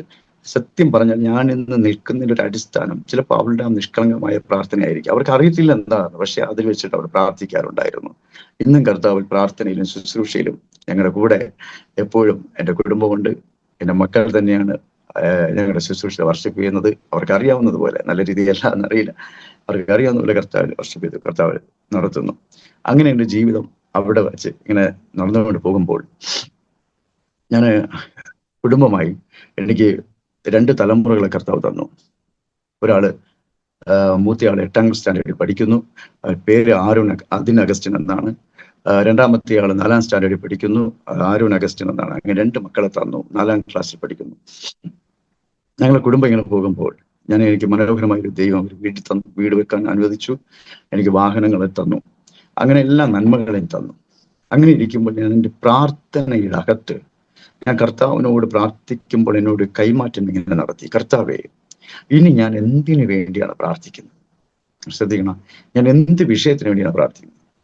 ഒരു മനുഷ്യന് ഭൂമിയിൽ നേടാനുള്ള ജോലിയാകട്ടെ, മറ്റു ചുറ്റുപാടുകളാകട്ടെ, അതെല്ലാം കർത്താവ് എനിക്ക് അത്യാവശ്യം തന്നു. അപ്പൊ ഇനി ഞാൻ എന്താ പ്രാർത്ഥിക്കേണ്ടത്? അങ്ങനെ ഇരിക്കുമ്പോൾ എൻ്റെ മനസ്സിൽ ഒരു ദൈവ ശബ്ദം ഇറങ്ങി വരികയാണ്. നീ എന്നെ നേടിയിട്ടുണ്ടോ? നീ എന്നെ നേടിയിട്ടുണ്ടോ? നീ എന്നെ നേടിയിട്ടുണ്ടോ? ആമേൻ. ഞാൻ ആ വാക്ക് കേട്ടത് ഭയങ്കരമായിട്ട് എനിക്ക് വിഷമമുണ്ടായി. ഞാൻ പറഞ്ഞു, പ്രാർത്ഥിക്കുന്ന എല്ലാം ചെയ്യുന്നെങ്കിലും കർത്താവിനെ നേടിയിട്ടുണ്ടോ എന്നുള്ള ശബ്ദം എന്നെ ആകമാനം പിടിച്ചു കുലുക്കി. എനിക്ക് അന്ന് മനസ്സിലായി, പ്രിയരെ, ഈ ലോകത്തിലുള്ള ധനവും മാനവും സൗകര്യങ്ങളും പ്രതാപങ്ങളും എല്ലാം ഞാൻ നേടിയെങ്കിലും എൻ്റെ ദൈവത്തെ നേടിയില്ല എങ്കിൽ ഞാൻ വൃഥാവാണെന്ന് ഞാൻ മനസ്സിലാക്കി. ഞാൻ വെറും ഒരു പൊട്ടനാണെന്ന് മനസ്സിലാക്കി. ഞാൻ വെറും ഒരു ഫോഷനാണെന്ന് മനസ്സിലാക്കി. അന്ന് എനിക്ക് മനസ്സിലായി, കർത്താവേ, നിന്നെ നേടിയില്ല, പിന്നെ ഞാൻ എന്ത് നേടിയിട്ട പ്രയോജനം? എനിക്ക് അതിനുവേണ്ടിയുള്ള വഴികൾ തുറന്നു തരണമേ എന്ന് പ്രാർത്ഥിച്ചു. ഒന്നാമത്തെ ഇടപെടലാണ് ഞാൻ പറയുന്നത്. അവിടെ നിന്ന് ഞാൻ പറഞ്ഞു, കർത്താവേ, അങ്ങ് എനിക്ക് നേടുവാനുള്ള ഇടം എനിക്ക് തരണമെന്ന്. അന്ന് എനിക്ക് സാമ്പത്തികമായിട്ട് ഒത്തിരി ക്ലേശങ്ങളുണ്ടായി. അപ്പൊ വലിയ പ്രശ്നങ്ങളൊന്നുമില്ല, വരുന്നതിനെ കട്ടി കൂടുതൽ ചിലവെന്ന് പറയുന്ന പോലെ ഉണ്ടായി. അങ്ങനെ ഞാനൊരു ദൈവദാസനെ കാണുന്നവനിടയായി. എനിക്ക് വേണ്ടി പ്രാർത്ഥിച്ചപ്പോൾ തന്നെ ഈ പറയുന്ന നമ്മുടെ ശരീരത്തിനെല്ലാം എന്തൊക്കെയോ ഇറങ്ങി പോകുന്ന പോലെയൊക്കെ എനിക്ക് തോന്നി. അങ്ങനെ ഞാൻ കുറച്ച് മാറ്റം അനുഭവിച്ചു. അങ്ങനെ ഇരിക്കുമ്പോൾ ഞാൻ ഞങ്ങളുടെ പോകുന്ന ചർച്ചിൽ ഞങ്ങളെ യൂത്തിലെ ഞാനൊരു സെക്രട്ടറി ആയിട്ടിരിക്കുകയായിരുന്നു. അപ്പൊ എനിക്കും ഈ പറഞ്ഞതുപോലെ ഒന്നും പറയാൻ അറിയത്തില്ല. അപ്പൊ ഒരു ദിവസം നിർബന്ധപൂർവ്വം പറയുകയാണ്. ഈ ഒരു വർഷം അവസാനമാകുമ്പോൾ അവരുടെ ഒരു കോട്ടേജ് മീറ്റിംഗ് ഒരു ഭവനത്തിൽ വെച്ച് നടന്നു. ഈ ഭവനത്തിൽ വെച്ച് നടക്കുമ്പോൾ എന്നോട് പ്രസംഗിക്കുന്നു. ഞാൻ പറഞ്ഞു, പറ്റത്തില്ല, എനിക്ക് അറിയത്തില്ല എന്ന് ഞാൻ പറഞ്ഞു. അപ്പം അവിടുത്തെ പുരോഹിതൻ എല്ലാവരും കൂടെ പറഞ്ഞു, ഇല്ല, പറ്റും, 10 മിനിറ്റ് പറഞ്ഞാൽ മതി എന്ന് പറഞ്ഞു. അങ്ങനെ അവർ തന്നെ എനിക്ക് എന്തൊക്കെയോ എഴുതി തന്നു. ഞാൻ അതിനെ എല്ലാം വെച്ച് പഠിച്ച് കുറച്ച് കാര്യങ്ങളൊക്കെ കൂടിയൊക്കെ എന്തൊക്കെയോ ആഡ് ചെയ്തു. കുറെ കാര്യങ്ങൾ 2-3 പേരോടൊക്കെ ഇങ്ങനെ ചോദിച്ചു, ആഡ് ചെയ്തു. ഞാൻ അവിടെ കൊണ്ടുവന്ന് പറഞ്ഞു. പറഞ്ഞു ഒപ്പിച്ചപ്പോൾ പോയിന്റ് എല്ലാം പറഞ്ഞ് കാര്യങ്ങൾ പറഞ്ഞപ്പോൾ അതിൽ വീട്ടിനകത്ത് 5-6 പേര്, അതിൽ വലിയ ബുദ്ധിമുട്ടല്ല, പക്ഷെ എന്നാലും എനിക്ക് ബുദ്ധിമുട്ടായി തോന്നി. ഞാൻ പറഞ്ഞിട്ട് ഞാൻ വീട്ടിൽ വന്നതിന് ശേഷം അന്ന് രാത്രി ഇരുന്ന് ഞാൻ പ്രാർത്ഥിക്കുവാൻ തുടങ്ങി. കർത്താവ്, ഒന്നുമല്ല, ജീവിതത്തിൽ ഇന്നലെ ഇല്ലാത്ത സംഭവം സംഭവിച്ചു. കർത്താവിനെ പ്രസംഗിച്ചു. അതെനിക്ക് എല്ലാവരും നല്ല അഭിപ്രായം പറഞ്ഞു. നന്ദി കർത്താവ്. സത്യം പറയുമ്പോൾ ഞാനിത് പ്രാർത്ഥിച്ചുകൊണ്ടിരിക്കുമ്പോൾ ഒരു ഇടിവെട്ടുന്ന പോലെ ഒരു ശബ്ദം തിരിച്ചു വന്നു. നീ പ്രസംഗിച്ച പ്രസംഗത്തിൽ ജീവനുണ്ടായിരുന്നു. ഞാൻ ഒരു മഹാപർവ്വതത്തെ കീഴടക്കിയതുപോലെ ഞാൻ വീട്ടിൽ പോയതാ. പ്രാർത്ഥിക്കാനിരുന്നതാ. പക്ഷെ അവിടെ ഇരുന്ന് കർത്താവായിട്ട് പ്രാർത്ഥിച്ചുകൊണ്ടിരിക്കുമ്പോൾ അവിടെ അത്ര ഒന്നും അങ്ങനെയൊന്നുമില്ല. കാഷ്വലി ഞങ്ങൾ പ്രാർത്ഥിക്കുന്നവരെ പ്രാർത്ഥിക്കുക. പക്ഷെ അതിനകത്ത് ശക്തമായ ഒരു മുന്നറിയിപ്പുള്ള ഒരു ശബ്ദം പോലെ വന്ന് എന്നോട് സംസാരിച്ചു. നീ പ്രസംഗിച്ച പ്രസംഗത്തിൽ ജീവൻ ഉണ്ടായിരുന്നു. ഇത് കേട്ടൊന്ന് ഞാൻ കാറ്റെറിഞ്ഞ് ബലിയണ പോലെ ഞാൻ തളരാൻ തുടങ്ങി.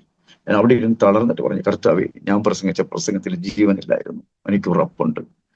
പക്ഷെ എനിക്ക് കർത്താവ് ആ ജീവൻ വ്യാപരിക്കുന്ന എന്താണോ അതെന്നെ പഠിപ്പിക്കണമേ എന്ന് ഞാൻ കർത്താവിനോട് പ്രാർത്ഥിച്ചു. അവിടെ നിന്ന് പ്രാർത്ഥിച്ച് മാത്രമല്ല, അത് എഴുതിയപ്പോൾ എനിക്ക് വലിയൊരു പരാജയമായി മാറി. എന്റെ ജീവിതത്തിൽ ഭയങ്കര തോൽവി സംഭവിക്കുന്ന പോലെ എനിക്ക് തോന്നി. ഞാൻ ഒന്നും അല്ലാത്തവനെ പോലെ ഞാൻ ആ നാടുകൾ അനുഭവപ്പെട്ടു. എന്തൊക്കെയൊക്കെ ഉണ്ട്, പക്ഷെ എൻ്റെ ജീവിതത്തിൽ ഒന്നും അല്ലാത്തവനെ പോലെ ഞാൻ നിൽക്കുന്ന ഒരു അവസ്ഥ എനിക്ക് വെളിപ്പെടുവാനിടയായി. ഞാൻ മനസ്സിലായില്ല, എന്തോ ഉണ്ട്. പിന്നെ എനിക്ക് ഉറപ്പുണ്ട്, ഈ സംസാരിച്ച ദൈവമാണെങ്കിൽ എന്തൊക്കെയോ എന്നെ കുറിച്ച് ആഗ്രഹിക്കുന്നുണ്ട്. ഞാൻ അന്ന് മുതൽ കർത്താവ് ജീവൻ വ്യാപരിക്കുന്ന എന്താ ഞാൻ അന്വേഷിക്കും. അന്ന് മുതൽ എനിക്ക് പരിശുദ്ധമായൊന്നും വലിയ അതിന് അറിവോ ഒന്നും ഇല്ല അന്നത്തെ കാലത്ത്. പക്ഷെ എനിക്കൊരു ഉറപ്പുണ്ട്, പരിശുദ്ധാത്മ ഉണ്ട് എന്നൊരു ഉറപ്പുണ്ട്. എന്റെ കൂട്ടുകാരും പാരമ്പര്യ സഭകളും പരിശുദ്ധാത്മാവിനെ കുറിച്ച് പല രീതിയിൽ ചിത്രീകരിക്കുമ്പോൾ എനിക്ക് ഒരു കാര്യം ഉറപ്പാണ്. അത് ചിലപ്പോൾ ഞാൻ TPM പോയപ്പോൾ അവിടെ കണ്ടതായിരിക്കാം, അല്ലെങ്കിൽ ബാക്കിയുള്ള സ്ഥലത്ത് നിന്നൊക്കെ എനിക്ക് മനസ്സിലായിരിക്കാം. മറ്റുള്ളവരെക്കാട്ടിലും ഉറപ്പുള്ളൊരു വിശ്വാസം ഉണ്ടായിരുന്നു, പരിശുദ്ധാത്മാവുണ്ട്. അത് എനിക്ക് വിശ്വാസം. പക്ഷെ ഞാൻ ഇതിനെക്കുറിച്ച് ജീവൻ വ്യാപരിക്കുന്ന എന്താണെന്ന് മനസ്സിലാക്കുമ്പോൾ ഞാൻ അതിനെക്കുറിച്ച് പഠിക്കുവാൻ തുടങ്ങി. അപ്പൊ നമുക്കറിയാം, എനിക്ക് 95ഓളം രാജ്യങ്ങളുടെ അവരുടെ വർഷിപ്പുകളും ആരാധനകളും അതുപോലെ തന്നെ നമ്മുടെ ശാസ്ത്രമായ ചില വശങ്ങളുടെ ചില കാര്യങ്ങളൊക്കെ എടുത്ത് ഞാൻ യൂട്യൂബിൽ നിന്നും ഇതിൽ നിന്നൊക്കെ സെർച്ച് ചെയ്ത് പഠിക്കാൻ തുടങ്ങി. പഠിച്ചു വന്നപ്പോൾ അതിനകത്തെല്ലാം ഞാൻ ശ്രദ്ധിക്കുമ്പോൾ മനസ്സിലായി, ഈ ഹോളി സ്പിരിറ്റിന്റെ വർഷിപ്പ് ലോകത്തിൽ മറ്റെന്തിനെക്കാട്ടും വെല്ലുന്ന ഒന്നാണ്. ആ പരിശുദ്ധമാവിലുള്ള ആരാധന അത് വലുതാണെന്ന് എനിക്ക് മനസ്സിലാകുവാനിടയായി. അവ എന്നെ ആരും പറ്റിക്കരുതല്ലോ, എനിക്ക് അമളി പറ്റാൻ പാടില്ലല്ലോ എന്നൊക്കെ ഞാൻ ചിന്തിച്ചത്. ഞാൻ ഇത് കേൾക്കുകയാണ്. ഞാൻ ഇതെല്ലാം കേട്ട് മനസ്സിലായി, ഇല്ല, ഇവിടെ ഒരു ഹോളി സ്പിരിറ്റിന്റെ ഒരു മൂവ്മെന്റ്, ആരാധന ഉണ്ട്. അത് ഞാൻ ഇന്ത്യയിലേക്കുള്ള ആരാധനകളൊക്കെ എടുത്തു നോക്കിയപ്പോൾ, ഇന്ത്യയിലേക്ക് വന്നപ്പോൾ, പ്രത്യേകിച്ച് നമ്മുടെ കേരളം, തമിഴ്നാട് എന്നൊക്കെ പറയുന്ന സ്ഥലത്തേക്ക് വന്നപ്പോൾ, മറ്റുള്ള രാജ്യങ്ങളിൽ റോയലായിട്ട് ആരാധിക്കുന്ന ആരാധനകൾ, വളരെ രാജകീയമായിട്ട് അവർ ആരാധിക്കുന്ന ആരാധനകൾ ഇവിടെ കേരളത്തിൽ ഇങ്ങോട്ടൊക്കെ വന്നപ്പോൾ അത് ശുഷ്കിച്ച് അത് പെന്റക്കോസ്റ്റൽ എന്ന് പറയുന്ന മൂവ്മെന്റിലേക്ക് അത് പോകുന്നതായിട്ട് എനിക്ക് അറിയുവാൻ കഴിയും. പക്ഷെ അപ്പൊ എനിക്ക് മനസ്സിലായി, പരിശുദ്ധമാവ് തന്നെയാണ് ജീവൻ തരുന്നത്, പരിശുദ്ധമാവ് തന്നെയാണ് ജീവൻ വ്യാപരിക്കുന്നത്, പരിശുദ്ധമാവിലാണ് സൃഷ്ടിപ്പ് നടത്തുന്നത്. ഇങ്ങനെ കുറച്ച് കാര്യങ്ങൾ എനിക്ക് മനസ്സിലാക്കുവാനിടയായി. അന്നും എനിക്കൊന്നും സംഭവിച്ചിട്ടില്ല, പക്ഷെ വിശ്വാസത്തിൽ അകത്തിങ്ങനെ സംഭവിച്ചു. അന്ന് ഇത് കണ്ടിരിക്കുമ്പോൾ എന്നെ കുറിച്ച് ഞാനൊരു വിഷൻ ഇങ്ങനെ കാണുകയാണ്, ഒരു ഉറക്കത്തിൽ ഒരു ദർശനം കാണുകയാണ്. കുറച്ച് പേർ വെള്ള വസ്ത്രം ഇട്ടിട്ട് ബൈബിളും അങ്ങനെ കരത്തിൽ ഏന്തിക്കൊണ്ട് ഒരു വഴിയിലൂടെ, ഒരു കവലയിലൂടെ നടന്നു പോവുകയാണ് ആരാധനയ്ക്കായിട്ട്. അപ്പൊ അന്നേരം ആൾക്കാർ ഇങ്ങനെ കളിയാക്കുന്നുണ്ട്. പിന്നെ അവരിതാ തുള്ളാൻ പോകുന്നു, ഇങ്ങനെ പെന്തക്കോസ്റ്റില് അങ്ങനെ ആരാധിക്കാൻ പോകുന്നത് കളിയാക്കുന്ന ഒരു കൂട്ടർ ഞാൻ ദർശനത്തിൽ കാണുകയാണ്. ഒരു കൂട്ടർ വെള്ള വസ്ത്രമെടുത്ത് ആ കവലയിലൂടെ പോകുന്നു, ഒരു സംഘം ആൾക്കാരിരുന്നവരെ കളിയാക്കുമ്പോൾ ആ കളിയാക്കൽ ശ്രദ്ധിക്കാതെ ഇവർ പോകുന്നു. പിന്നീട് അത് കഴിഞ്ഞിട്ട് ദിവസങ്ങൾ വീണ്ടും അതേ വഴിയിലൂടെ അവർ അന്ന് ഏന്തിയ ബൈബിളിനെ വീണ്ടും അവർ അതേ നെഞ്ചത്ത് വെച്ചുകൊണ്ട് അവർ അതേ സന്തോഷത്തിൽ, അതിനെക്കാട്ടും അധികം സന്തോഷത്തോടുകൂടെ അതിന്റെ ആ വഴികളിലൂടെ പോകുന്നു. കളിയാക്കുന്നവർ വീണ്ടും കളിയാക്കുന്നു. അപ്പൊ എന്നോട് കർത്താവ് അവിടെ സംസാരിച്ചൊരു സംസാരമാണ്, അഗസ്റ്റിനെ, ഈ പോകുന്ന എന്നെ ആരാധിക്കാൻ പോകുന്ന ജനമാണ്. ഇവരെ കളിയാക്കിയിട്ടും ഈ ബൈബിൾ ഉയർത്തിപ്പിടിച്ച് ദൈവത്തെ ആരാധിക്കാൻ പോകുന്നതിന്റെ ചേതോ വികാരം എന്താണെന്ന് മനസ്സിലാക്കിയിട്ടുണ്ടോ? തന്നെ യേശുവിന്റെ നാമത്തിൽ കർത്താവ് എന്നെ വെളിപ്പെടുത്തിയത് ഭയങ്കര ഒരു സത്യമായിരുന്നു. അതെ, കളിയാക്കലുകൾ കേട്ടിട്ടും അവഗണിക്കപ്പെട്ടിട്ടും നിന്ദകൾ കേട്ടിട്ടും സഹിച്ചിട്ടും ദൈവത്തെ ആരാധിക്കാൻ വേണ്ടിയുള്ള ഈ ആത്മദാഹത്തിന്റെ രഹസ്യം എന്താണ്? അത് പരിശുദ്ധമാവാണ്. ഞാൻ അന്ന് ഭയങ്കര സത്യം തിരിച്ചറിഞ്ഞു. എനിക്ക് ഭയങ്കര സന്തോഷമായി. അതെ, ഈ തെരുവുകളിലൊക്കെ നിന്ന് സംസാരിക്കുമ്പോൾ അവർക്കുണ്ടാകുന്ന ശക്തി എന്താണ്? അത് ലോകത്തിലെ ബന്ധമല്ലല്ലോ, അത് ദൈവവുമായിട്ടുള്ള ബന്ധമാണെന്ന് എനിക്ക് മനസ്സിലാക്കുവാനിടയായി. ഞാൻ അന്ന് മുതൽ പരിശുദ്ധമാവിന് വേണ്ടി എനിക്ക് ലഭിക്കണം, ഇല്ലെങ്കിൽ ഞാൻ നശിച്ചു പോകും, ഇല്ലെങ്കിൽ നശിച്ചു പോകുന്നതിന്റെ ചിന്ത എന്നെ ഇങ്ങനെ വേട്ടയാടാൻ തുടങ്ങി. പരിശുദ്ധമാനെ പ്രാപിക്കണം, ഇല്ലെങ്കിൽ ഞാൻ നശിച്ചു പോകും. പരിശുദ്ധമാനെ പ്രാപിച്ചില്ലെങ്കിൽ ഞാൻ ഒന്നും അല്ലാത്തതാണോ. അവങ്ങനെ വചനം ഞാൻ ഇങ്ങനെയൊക്കെ പ്രസംഗിക്കുന്ന ആരോഗ്യമൊക്കെ പറയുന്നത് കേട്ടിട്ടുണ്ട്. വെള്ളത്താലും ആത്മാവിനാലും ജനിച്ചില്ല എങ്കിൽ സ്വർഗരാജ്യം കാണാൻ കഴിയത്തില്ല എന്ന് പറയുന്ന വചനങ്ങൾ എന്നെ ഇങ്ങനെ സ്പർശിച്ചുകൊണ്ടിരുന്നു. ഞാനങ്ങനെ പ്രാർത്ഥിച്ചുകൊണ്ടിരിക്കുമ്പോൾ ഞങ്ങളുടെ ഒരു ദൈവദാസൻ ഇങ്ങനെ ഉപവാസ പ്രാർത്ഥന ശുശ്രൂഷകൾ നടക്കുന്നുണ്ടായിരുന്നു. അങ്ങനെ ഞങ്ങൾ അതിനകത്ത് സംബന്ധിക്കുവാനിടയായി. അങ്ങനെ പ്രാരാധിച്ചുകൊണ്ടിരിക്കുമ്പോൾ തന്നെ എനിക്ക് കർത്താവ് ദൈവത്തിന്റെ ശക്തമായ ഒരു അഭിഷേകത്തിന്റെ തീ എന്റെ മേൽ ഇറങ്ങുന്നത് ഞാൻ കണ്ടു. അന്ന് മുതൽ എൻ്റെ ജീവിതത്തിൽ വലിയൊരു മാറ്റം ഉണ്ടാകാൻ തുടങ്ങി. ഭയങ്കരമായൊരു സാന്നിധ്യം എടുത്തറിയപ്പെടുന്നു. പക്ഷെ ഞാൻ എൻ്റെ ശരീരം എന്തോ മാറുന്ന മാത്രം അറിയുന്നു. പിന്നെ ഒരു പുതപ്പ് എൻ്റെ മേൽ വിരിച്ചിരിക്കുന്ന പോലെ ഒരു ആവരണം, ഒരു കോട്ട് ഇങ്ങനെ സാന്നിധ്യത്തിൽ ഇങ്ങനെ മുങ്ങി നിൽക്കുന്ന ഒരു റെവലേഷനിൽ ഞാൻ നടക്കാൻ തുടങ്ങി. വേറൊന്നും സംഭവിക്കുന്നില്ല. ഇത് നടന്നിട്ട് അന്നേരം എനിക്ക് ഈ ഒരു ചിന്തയുണ്ടായിരുന്നു. സ്നാനം എന്താണെന്നുള്ളത് അറിയണം, കളിപ്പീരാണ് എന്താണെന്ന് അറിയുന്നത്. ഞാൻ ഒരു 20ഓളം ക്വസ്റ്റ്യൻ എഴുതി തയ്യാറാക്കിയിട്ട് ഒരു സ്നാന ശുശ്രൂഷയ്ക്കകത്ത് ഞാൻ ഇരുന്നോട്ടെ എന്ന് ചോദിച്ചു. ഞങ്ങളുടെ ശുശ്രൂഷ തന്നെ നടത്തിയത്. അന്നേരം ഞാൻ വീട്ടിൽ നിന്ന് എഴുതി വെക്കുക, ഇവിടെ സ്നാനം വെച്ചിന് ക്ലാസ് നടക്കാൻ പോകുന്നത്, ഇതെല്ലാം എഴുതി വെച്ച് എനിക്ക് ചോദിക്കണം എന്ന് ഞാൻ പറഞ്ഞിട്ട്. അപ്പൊ ഞാൻ സ്നാനം എടുക്കാനല്ല, സ്നാനത്തെ കുറിച്ച് ഒരു 12 പേർക്ക് സ്നാനം കൊടുക്കുകയും ആ സ്നാനത്തിൽ ഇതെന്ത് പഠിപ്പിക്കുന്നു, ഇതെന്താണ് അവർ വഴിതെറ്റിക്കുന്നതാണോ എന്ന് നോക്കാൻ വേണ്ടി ഞാൻ 20ഓളം ക്വസ്റ്റ്യൻ തയ്യാറാക്കിക്കൊണ്ട്, അത് യൂട്യൂബിൽ നിന്നൊക്കെ എടുത്ത വിമർശകരെ എല്ലാം കൂടി എടുത്ത കുറെ ക്വസ്റ്റ്യൻ ഒക്കെ തയ്യാറാക്കിക്കൊണ്ടാണ് പോയത്. എന്നെ മനസ്സിലപ്പെടുത്തിയത്. പക്ഷെ 3 ദിവസത്തെ ക്ലാസ്സിന് ഇരിക്കണമെന്ന് പറയും. അപ്പൊ ഞാൻ ഇങ്ങനെ ക്ലാസ്സിലേക്ക് വരുന്നതും ഞാൻ ഇങ്ങനെ ഹോളി സ്പിരിറ്റിന്റെ മൂവ്മെന്റിനെ കുറിച്ച് അറിയുന്നതൊക്കെ ഞാൻ പാലക്കാട് ജോലിയിലായിരിക്കുമ്പോഴാണ് ഞാൻ ഇങ്ങനെ രക്ഷയിലേക്ക് വരുന്നത്. അപ്പൊ എന്റെ കൂട്ടുകാരോട്, മുസ്ലിംസും ഹിന്ദു ആയിട്ടുള്ള കൂട്ടുകാരോട് ഞാൻ പറഞ്ഞു. ക്രിസ്ത്യൻസിനോട് പറഞ്ഞിട്ട് കാര്യമില്ല, അവർക്കറിയാം. അപ്പൊ ഇവരാണ് എന്നോട് കുറിച്ച് പറയേണ്ടത്, എന്നിൽ എന്താ മാറ്റം വരുന്നതെന്ന് അവരറിയണം. മാറ്റം ഇല്ലെങ്കിൽ പ്രശ്നമില്ലല്ലോ, എന്തെങ്കിലും മാറ്റം ഉണ്ടെങ്കിൽ അവർ അറിയുകയും വേണമെന്ന് പറഞ്ഞിട്ട് ഞാൻ ഇവരോടെല്ലാം പറഞ്ഞു, ഞാൻ ഇങ്ങനെ ഒരു മിഷനിൽ പോവുകയാണ്, ഇങ്ങനെ ഒരു പ്രാർത്ഥനകളും ഇങ്ങനെ ഒരു ഹോളി സ്പിരിറ്റിന്റെ ഇതൊക്കെ ഉണ്ടെന്ന് പറയുന്നു. എനിക്കും അറിയത്തില്ല, നിങ്ങളെ പോലെയാണ്. പക്ഷെ നിങ്ങൾ എന്നെ ഒന്ന് ഒബ്സർവ് ചെയ്യണം, നിങ്ങൾ എന്നെ കാണണം, നിങ്ങൾ എന്നെ മൂവ്മെന്റുകളെല്ലാം തിരിച്ചറിയണം, എനിക്കത് പറഞ്ഞു തരണമെന്ന് പറഞ്ഞു. അപ്പൊ എനിക്ക് സ്നേഹമുള്ള ഒത്തിരി ഉണ്ട്, മേലുദ്യോഗസ്ഥന്മാർ, നല്ല പ്രായമുള്ളവരൊക്കെ ഉണ്ട്. അവരെല്ലാം പറഞ്ഞു. പക്ഷേ അതിലൊത്തിരി പേരെന്നെ കളിയാക്കി, നീ പോയിട്ട് എന്ത് ചെയ്യാൻ, നിന്നെ ആര് മാറ്റാനാ, നമുക്കറിയാവുന്നതല്ല എന്നൊക്കെ പറഞ്ഞ് എന്നെ ഇങ്ങനെ ശരിക്കും കളിയാക്കി. പക്ഷെ എന്നിരുന്നാലും ഞാൻ അവരോടെല്ലാം പറഞ്ഞിരുന്നു, ഞാൻ സ്നാനത്തിന്റെ ക്ലാസ്സിന് പോകുമ്പോൾ ഈ ക്ലാസ് പഠിപ്പിക്കുന്നതിൽ ഞാൻ ഇരുന്നോട്ടെ എന്ന് ചോദിച്ചു. അപ്പൊ പറഞ്ഞു, ഇതൊന്നും കുഴപ്പമില്ല, അത് കേൾക്കുന്നത് നല്ലത് തന്നെ എന്ന് പറഞ്ഞു. അപ്പൊ ഞാൻ ഈ ക്വസ്റ്റ്യൻ തയ്യാറാക്കിയായിരുന്നു, പാസ്റ്റോട് പറഞ്ഞിട്ടില്ല. അപ്പം ഗസ്റ്റായിട്ട് ഒരു പാസ്റ്റർ വന്ന് അവിടെ പഠിപ്പിക്കുക 2-3 ദിവസമായിട്ട്. അപ്പൊ ഞാൻ എൻ്റെ ഭാര്യയെ വിളിച്ചു, ഞാൻ പോകുമ്പോൾ നീയും കൂടെ വരണം, കാര്യം ഇത് എന്താണ് സംഭവിക്കുന്നത് അറിയത്തില്ല. പോയവരെല്ലാം ചിലരൊക്കെ മാറ്റമൊക്കെ സംഭവിച്ചുള്ളത് എനിക്കറിയാം, ഞാൻ കേട്ടിട്ടുണ്ട്. മദ്യപാനിയൊക്കെ കർത്താവിനെ ശുശ്രൂഷിക്കുന്നതൊക്കെ ഞാൻ കേട്ടിട്ടുണ്ട്. പക്ഷെ ചിലപ്പോൾ എന്തെങ്കിലും സംഭവിച്ചാൽ നീ ഒറ്റയ്ക്കായി, അത് പാടില്ല, നീ എൻ്റെ കൂടെ വരണം, നമുക്ക് പോകാന്ന് പറഞ്ഞു. അങ്ങനെ ഞാൻ 3 ദിവസം ഇവരെ വിളിച്ചുകൊണ്ട് ഇങ്ങനെ സ്നാനത്തിന് ക്ലാസ് എടുക്കാൻ പോവുക.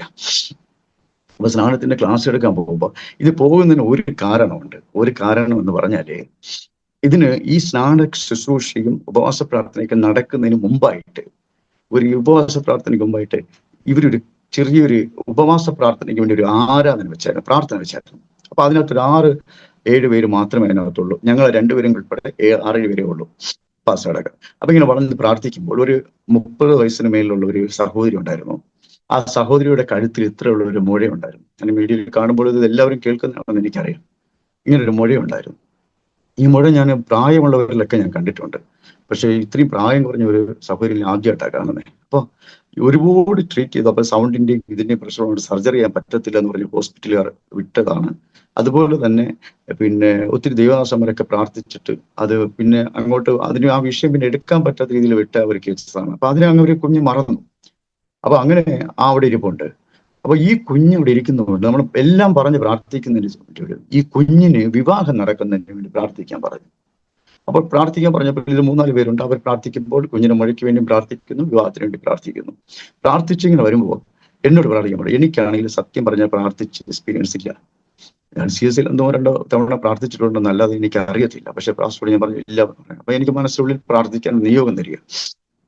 ഞാനിങ്ങനെ അന്ന് ഹോളി സ്പിരിറ്റ് പരിശുദ്ധാത്മ നിറഞ്ഞ എന്നിൽ പകർന്നതിന് ശേഷമുള്ള പ്രാർത്ഥനയാണ്. ഞാൻ പ്രാർത്ഥിച്ചുകൊണ്ടിരിക്കുമ്പോൾ എന്നോട് കമന്റ് ചെയ്യാൻ പറഞ്ഞിട്ട് ഞാൻ പോലും അറിയാതെ ആ കുഞ്ഞിന്റെ മുഴയെ ശാസിച്ച് പ്രാർത്ഥിച്ചിട്ട് ഞങ്ങൾ ഒരാൾ ഇവിടെ പ്രാർത്ഥിച്ചതിന് ശേഷം പാസ്റ്റർ പ്രാർത്ഥന കഴിഞ്ഞു ആശീർവാദം പറയുകയാണ്. പറഞ്ഞതിന് ശേഷം തിരിച്ച് ഞാൻ വീട്ടിൽ വന്നു. വീട്ടിലേക്ക് വരുന്ന വഴിക്ക് വൈഫ് എന്നോട് വഴക്ക് പറഞ്ഞു, നിങ്ങൾ എന്തിനാ അങ്ങനെ പ്രാർത്ഥിക്കാൻ പോയ, കാര്യം അത്ര കമൻഡബിൾ പ്രാർത്ഥനയാണെന്നാണ് പറയുന്നത്.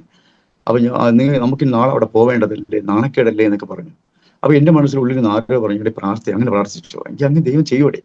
കാര്യം അവിടെ ഞാൻ സാധ്യത നോക്കില്ല, ആര് പ്രാർത്ഥിച്ചെന്ന് അറിയത്തില്ല. പക്ഷെ എനിക്ക് എന്തോ ഉറപ്പ്, പരിശുദ്ധം അത് ചെയ്യും എന്നുള്ളൊരു ഉറപ്പ് പാസ്റ്റർ എന്റെ ഉള്ളിൽ അങ്ങോട്ട് ഭയങ്കരമായിട്ട് തരിക.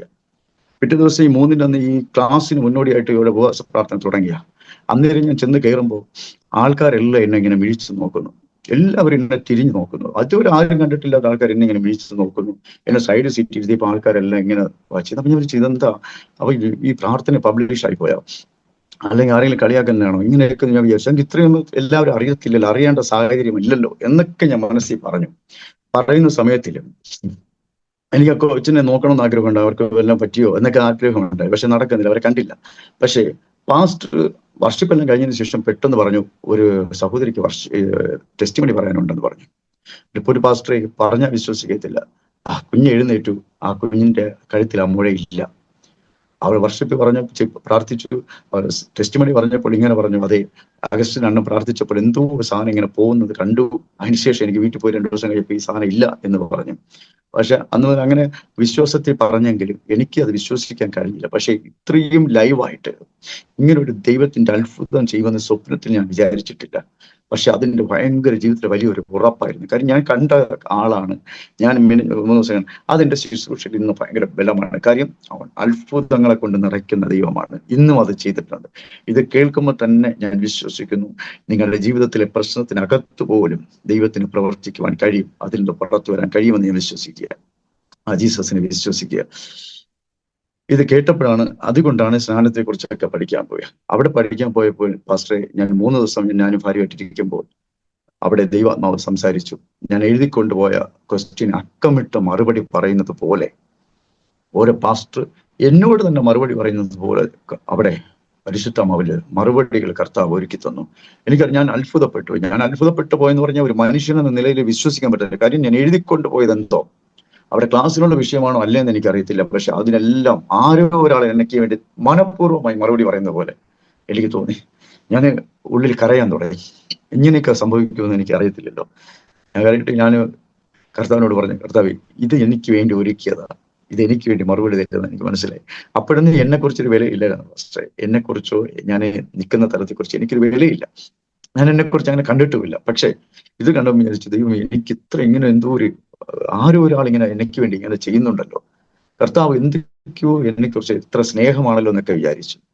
പക്ഷെ അന്ന് ഇത് പറഞ്ഞപ്പോൾ ഞാൻ പാസ്റ്ററോട് പറഞ്ഞു, പാസ്റ്റർ എങ്കിൽ ഞങ്ങൾക്ക് സ്നാനപ്പെടണം, കാര്യം ഇനി നീട്ടിക്കൊണ്ടുപോകണം. ഞാൻ ക്ലാസ് കേട്ടല്ലോ പാസ്റ്റർ, ഞാൻ ആരാധനയ്ക്ക് വരുന്ന ക്ലാസ് കേട്ടു, എനിക്ക് ഇത് സ്നാനം തരണം, കുടുംബമായിട്ട് തരണം എന്ന് പറഞ്ഞു. അപ്പൊ ഞാൻ വൈഫും തീരുമാനത്തിലാണ് പറഞ്ഞത്. അന്നേരം പറഞ്ഞു, പാസ്റ്റർ പറഞ്ഞു, ഇല്ല ഇപ്പൊ തരാൻ പറ്റത്തില്ല, 12 പേര് ആൾറെഡി ആയിരിക്കുന്നു, അതിൽ രാഷ്ട്രീയ നേതാവുണ്ട്, അതുകൊണ്ട് ഞങ്ങൾ ഇച്ചിരി മാറിയാണ് ആ സ്നാനം നൽകാൻ ആഗ്രഹിക്കുന്നത്, തമിഴ്നാടിന്റെ ഒരു ഭാഗത്താണ് നടത്താൻ തീരുമാനിക്കുന്നത് പറഞ്ഞു. അങ്ങനെ ഞാൻ ശനിയാഴ്ച അവരെ ക്ലാസ് കഴിഞ്ഞിട്ട് ശനിയാഴ്ച വൈകിട്ട് ഈ കാര്യം പറഞ്ഞപ്പോൾ വിഷമിച്ച് ഞാൻ പോയപ്പോൾ എന്റെ മനസ്സിൽ ഭയങ്കര സന്തോഷം. കാര്യം ഞാൻ ഇങ്ങനെ ചോദിച്ച് നടന്ന എന്തൊക്കെയോ എനിക്ക് ആൻസർ കിട്ടിയിരിക്കുന്നു. അങ്ങനെ ദൈവം പ്രവർത്തിച്ചുകൊണ്ടിരിക്കുന്നു, വലിയ പരിശുദ്ധമായ ചലനവും ഹൃദയത്തിൽ നടക്കുന്നു. അങ്ങനെ 12 മണിയായപ്പോൾ, രാത്രി 12 മണിയായപ്പോൾ പാസ്റ്റർ എന്നെ വിളിക്കുന്നു.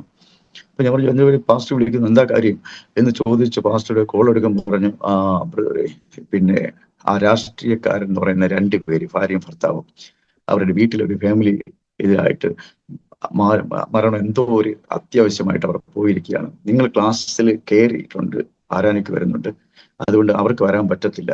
നിങ്ങൾ സ്ഥാനത്തെ കുറിച്ച് പറഞ്ഞല്ലോ, നിങ്ങൾ എടുത്താൽ ഇപ്പോഴും തീരുമാനമുണ്ടെങ്കിൽ നമുക്ക് നാളെ എന്ത് ചെയ്യാം, എടുക്കാമെന്ന് പറഞ്ഞു. ആമീൻ പറഞ്ഞു. ദൈവം എത്ര കരുതലെന്ന് ഓർത്തോണം. അപ്പൊ ഞാൻ പറഞ്ഞു, പാസ്റ്റർ ഞങ്ങൾ വേണമെങ്കിൽ അടുത്ത പ്രാവശ്യം എടുക്കാം, കുഴപ്പമില്ല. കാര്യം അപ്പൊ പാസ്റ്റർ പറഞ്ഞില്ല, നിങ്ങൾ ക്ലാസ് ഒക്കെ അറ്റൻഡ് ചെയ്തിട്ടുണ്ട്, നിങ്ങൾ അതിനെക്കുറിച്ചുള്ള അറിവ് കിട്ടിയിട്ടുണ്ട്, അതുകൊണ്ട് തീർച്ചയായും നിങ്ങൾ എടുക്കാൻ എലിജിബിൾ ആണ്, നിങ്ങൾ പ്രാഗൽഭ്യമുള്ളവരാണെന്ന് പറഞ്ഞു. അത് കേട്ടപ്പോൾ സന്തോഷമായി. അന്നേരം എനിക്കൊന്നും മനസ്സിലാവുന്നില്ല. പോയി അങ്ങനെ അവിടെ പോയി സ്നാനം എടുത്ത് വലിയ പരിശുദ്ധമൻ നിറവുണ്ടായി.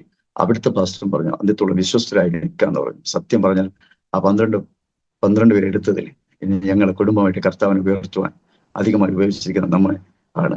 എനിക്ക് മനസ്സിലായി, കർത്താവ് ഒരിക്കലും ആ ഒരു സ്നാന ശുശ്രൂഷ ഞങ്ങൾക്ക് വേണ്ടിയായിരുന്നു എന്ന്. അതിലൂടെ വീണ്ടും ഞങ്ങൾക്ക് വേണ്ടി ഇങ്ങനെ പറഞ്ഞു, ഞാൻ ശുശ്രൂഷിച്ചു, വചനം സംസാരിക്കാൻ ദൈവം അവിടെ അവസരം ഒരുക്കി. സത്യം പറഞ്ഞാലേ ഞാൻ വചനം പറഞ്ഞു തുടങ്ങുന്നത് ആ സമയം മുതലേ കർത്താവ് അത്ഭുതങ്ങൾ അടയാളങ്ങൾ കൊണ്ട് കർത്താവ് നിറയ്ക്കാൻ തുടങ്ങി. വചനത്തിൽ ഇതുവരെ വെളിപ്പെട്ടില്ലാത്ത മർമ്മങ്ങളെ കർത്താവ് തുറക്കാൻ തുടങ്ങി. വചനം എന്തെന്ന് പോലും അറിഞ്ഞുകൂടാത്ത എന്നെ കർത്താവ് നടത്താൻ തുടങ്ങി. ഞാൻ ശരിക്കും പറഞ്ഞാൽ എനിക്ക് നമ്മൾ പാസ്റ്ററുമായിട്ട് ഒരുമിച്ച് നോർത്തിൽ പോകുമ്പോൾ കൂടെ വരാമോ എന്നൊക്കെ ചോദിച്ചു. ഞാൻ വരാമെന്ന് പറഞ്ഞു. അപ്പോൾ വരാമെന്ന് പറയുമ്പോൾ ശരി, ഒരു ഓർഡിനേഷൻ കൂടെ വേണം, ഓർഡിനേഷൻ കൂടെ ചെയ്ത് നമുക്ക് പോകാമെന്ന് പറഞ്ഞു. അങ്ങനെ പ്രാർത്ഥിച്ചുകൊണ്ട് നമ്മുടെ സഭയിലുള്ളവരെല്ലാവരും, എന്നോട് ഭയങ്കര സ്നേഹം അവരെല്ലാവരും, അവരോട് എല്ലാവരും സ്നേഹത്തോടെ പ്രാർത്ഥിക്കാൻ തുടങ്ങിയപ്പോൾ അവരുടെ പ്രാർത്ഥന മുറികളിൽ വെളിപ്പെട്ടു. ജീവിച്ചിരിക്കുന്ന അപ്പോൾ സഭയിലെ പാസ്റ്റർ തരാമെന്നാണ് പറഞ്ഞിരുന്നത് ഓർഡിനേഷൻ. അങ്ങനെ ഒരു ഡേറ്റ് തരാമെന്ന് പറഞ്ഞു. പാസ്റ്ററെ അവർ പ്രാർത്ഥിച്ചുകൊണ്ടിരിക്കുമ്പോൾ അവരുടെ പ്രാർത്ഥന മുറികളിലൊക്കെ വെളിപ്പെട്ടു. ഇന്ന് കേരളത്തിൽ ജീവിച്ചിരിക്കുന്ന ഏറ്റവും വലിയ മൂപ്പനെ കൊണ്ട് കൈവെക്കണം എന്നൊരു നിയോഗം അവർക്ക് വെളിപ്പെട്ടു. പാസ്റ്റർക്ക് വെളിപ്പെട്ടപ്പോൾ പാസ്റ്റർക്കും സന്തോഷമായി. അപ്പൊ ഞാൻ വിചാരിച്ചു പാസ്റ്റർ തന്നെ വെച്ചാൽ മതി, വേറെ പ്രശ്നമില്ലല്ലോ, പാസ്റ്റർ ഞങ്ങൾ ഇവിടെ വരുന്നതാണല്ലോ. ഇല്ല, ഞങ്ങൾക്ക് ഇങ്ങനെ കിട്ടി, ഞങ്ങൾ അന്വേഷിച്ചുകൊണ്ടിരിക്കും. അതിന് ഞാൻ പാലക്കാട് അകളിലാണ് ഞാൻ ജോലി ചെയ്തുകൊണ്ടിരിക്കുന്നത്. അവിടെ കോട്ടേഴ്സിൽ അയക്കുമ്പോൾ പാസ്റ്റർ വിളിച്ചു പറഞ്ഞു, അതെ നമുക്ക് ഓർഡിനേഷൻ ചെയ്യാൻ ഒരാളെ വിളിച്ചിട്ടുണ്ട്, അവരുടെ പേര് മുട്ടം വർഗീസ് അപ്പച്ചൻ എന്നാണ്. അപ്പോ പിന്നെ ഇവിടെ വന്ന് ആര്യനാട് വന്ന് ഓർഡിനേഷൻ തരാൻ സമ്മതിച്ചു എന്ന് പറയും. എനിക്ക് ഒന്നും മനസ്സിലായില്ല. നല്ല പേര് കേട്ട പാസ്റ്റർ എന്ന് പറഞ്ഞു. അപ്പൊ എനിക്ക് ആ പാസ്റ്ററെ കുറിച്ച് അറിയത്തില്ല, ഒന്നും അറിയത്തില്ല. കാര്യം ഞങ്ങൾ നാമം മാത്രം. അന്നേരം പറഞ്ഞു, അല്പകാലം മാത്രം നമ്മുടെ അടലേറും ജീവിതം വരവിൽ പാട്ടെഴുതിയ മുട്ടം വർഗീസ് എന്ന് പറയുന്ന അപ്പച്ചൻ അവർ വിളിച്ച് വരാമെന്ന് പറഞ്ഞു. അവർ 94 വയസ്സിൽ. അവൻ വിളിച്ചപ്പോൾ അങ്ങനെ പോകാറില്ല, ഇങ്ങനെ വരാൻ യാത്ര സൗകര്യങ്ങളൊക്കെ കുറവാണ്, ഇങ്ങോട്ട് വരാൻ ആരോഗ്യം നല്ല അവസ്ഥയിലാണ്. പക്ഷേ ഈ നിയോഗത്തെ കുറിച്ച് പറഞ്ഞപ്പോൾ ഇല്ല, വരണം എന്ന് അവർക്കൊരു നിർബന്ധമുണ്ടായി. അങ്ങനെ പാസ്റ്റർ വരാമെന്ന് പറഞ്ഞു. എനിക്കറിയാം സുവിശേഷത്തെ കുറിച്ച് മനുഷ്യന്റെ മലം വരെ കഴിക്കേണ്ടി വന്ന ഒരു ദേവദാസൻ. ഞാൻ പിന്നെ യൂട്യൂബിലെടുത്ത് കാണുമ്പോൾ പൊന്നു പാസ്റ്റർ, ഞാൻ 2 ദിവസം വരെ അവിടെ ഇരുന്ന് കരയുകയാണ്. കാര്യം ഇങ്ങനെ ഒരു കർത്താവിന് തിരഞ്ഞെടുപ്പിന് ഒരു നിയോഗം കർത്താവ് തരുന്നു പറയുമ്പോൾ എന്ത് യോഗ്യത ഞങ്ങൾക്കുള്ളത്.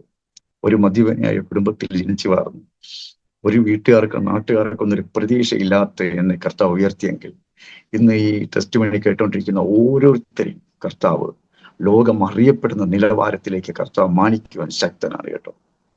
ഒന്നുകൂടെ ഒന്ന് വിശ്വസിക്കുക. ഒരു നിയോഗം ചെറുതല്ല, ഒരു വാക്തത്വവും ചെറുതല്ല. കർത്താവ് നിങ്ങളെ കണ്ടിരിക്കുന്നത് അത്രയും വലിയ കാര്യങ്ങൾക്കാണ്. നിങ്ങൾ വിശ്വാസത്തിൽ ഒന്ന് ഉറപ്പിച്ചാട്ടെ. പല മുറിവുകളും ജീവിതത്തിൽ നമ്മളെ ചിലപ്പോൾ കുറവുകളാക്കി മാറ്റിയേക്കാം, പ്രാർത്ഥനകളെ നഷ്ടപ്പെടുത്തിയേക്കാം, ദൈവമായിട്ടുള്ള വിശ്വാസത്തെ നഷ്ടപ്പെടുത്തിയേക്കാം. പക്ഷേ അവിടെ മുറുകെ പിടിച്ച് നിന്നാൽ നിങ്ങൾ കൈവിടത്തില്ല. നിങ്ങളെ ഉയർത്തുന്ന ഒരു കർത്താവുണ്ട്. നിങ്ങൾ പ്രതീക്ഷിക്കുന്നതിനെക്കാട്ടിൽ അപ്പുറമായി കർത്താവ് നടത്തും എന്ന് ഞാൻ ഇന്ന് നിങ്ങളോട് ഞാൻ കൈമാറുകയാണ്. കാര്യം അനുഭവങ്ങൾ കൊണ്ട് ഞാൻ പോലും അറിയാതെ എനിക്ക് വേണ്ടി വാതിലൊരുക്കിയ കർത്താവ്, ഞാൻ പോലും പ്രതീക്ഷിക്കുക. അതല്ലേ ഒരു ഭക്തൻ പാടിയ, തേടിയതല്ല ഞാൻ നിന്നെ, ക്രൂശൻ സ്നേഹം നേടിയ പാപ്യമാണ് നമ്മൾ.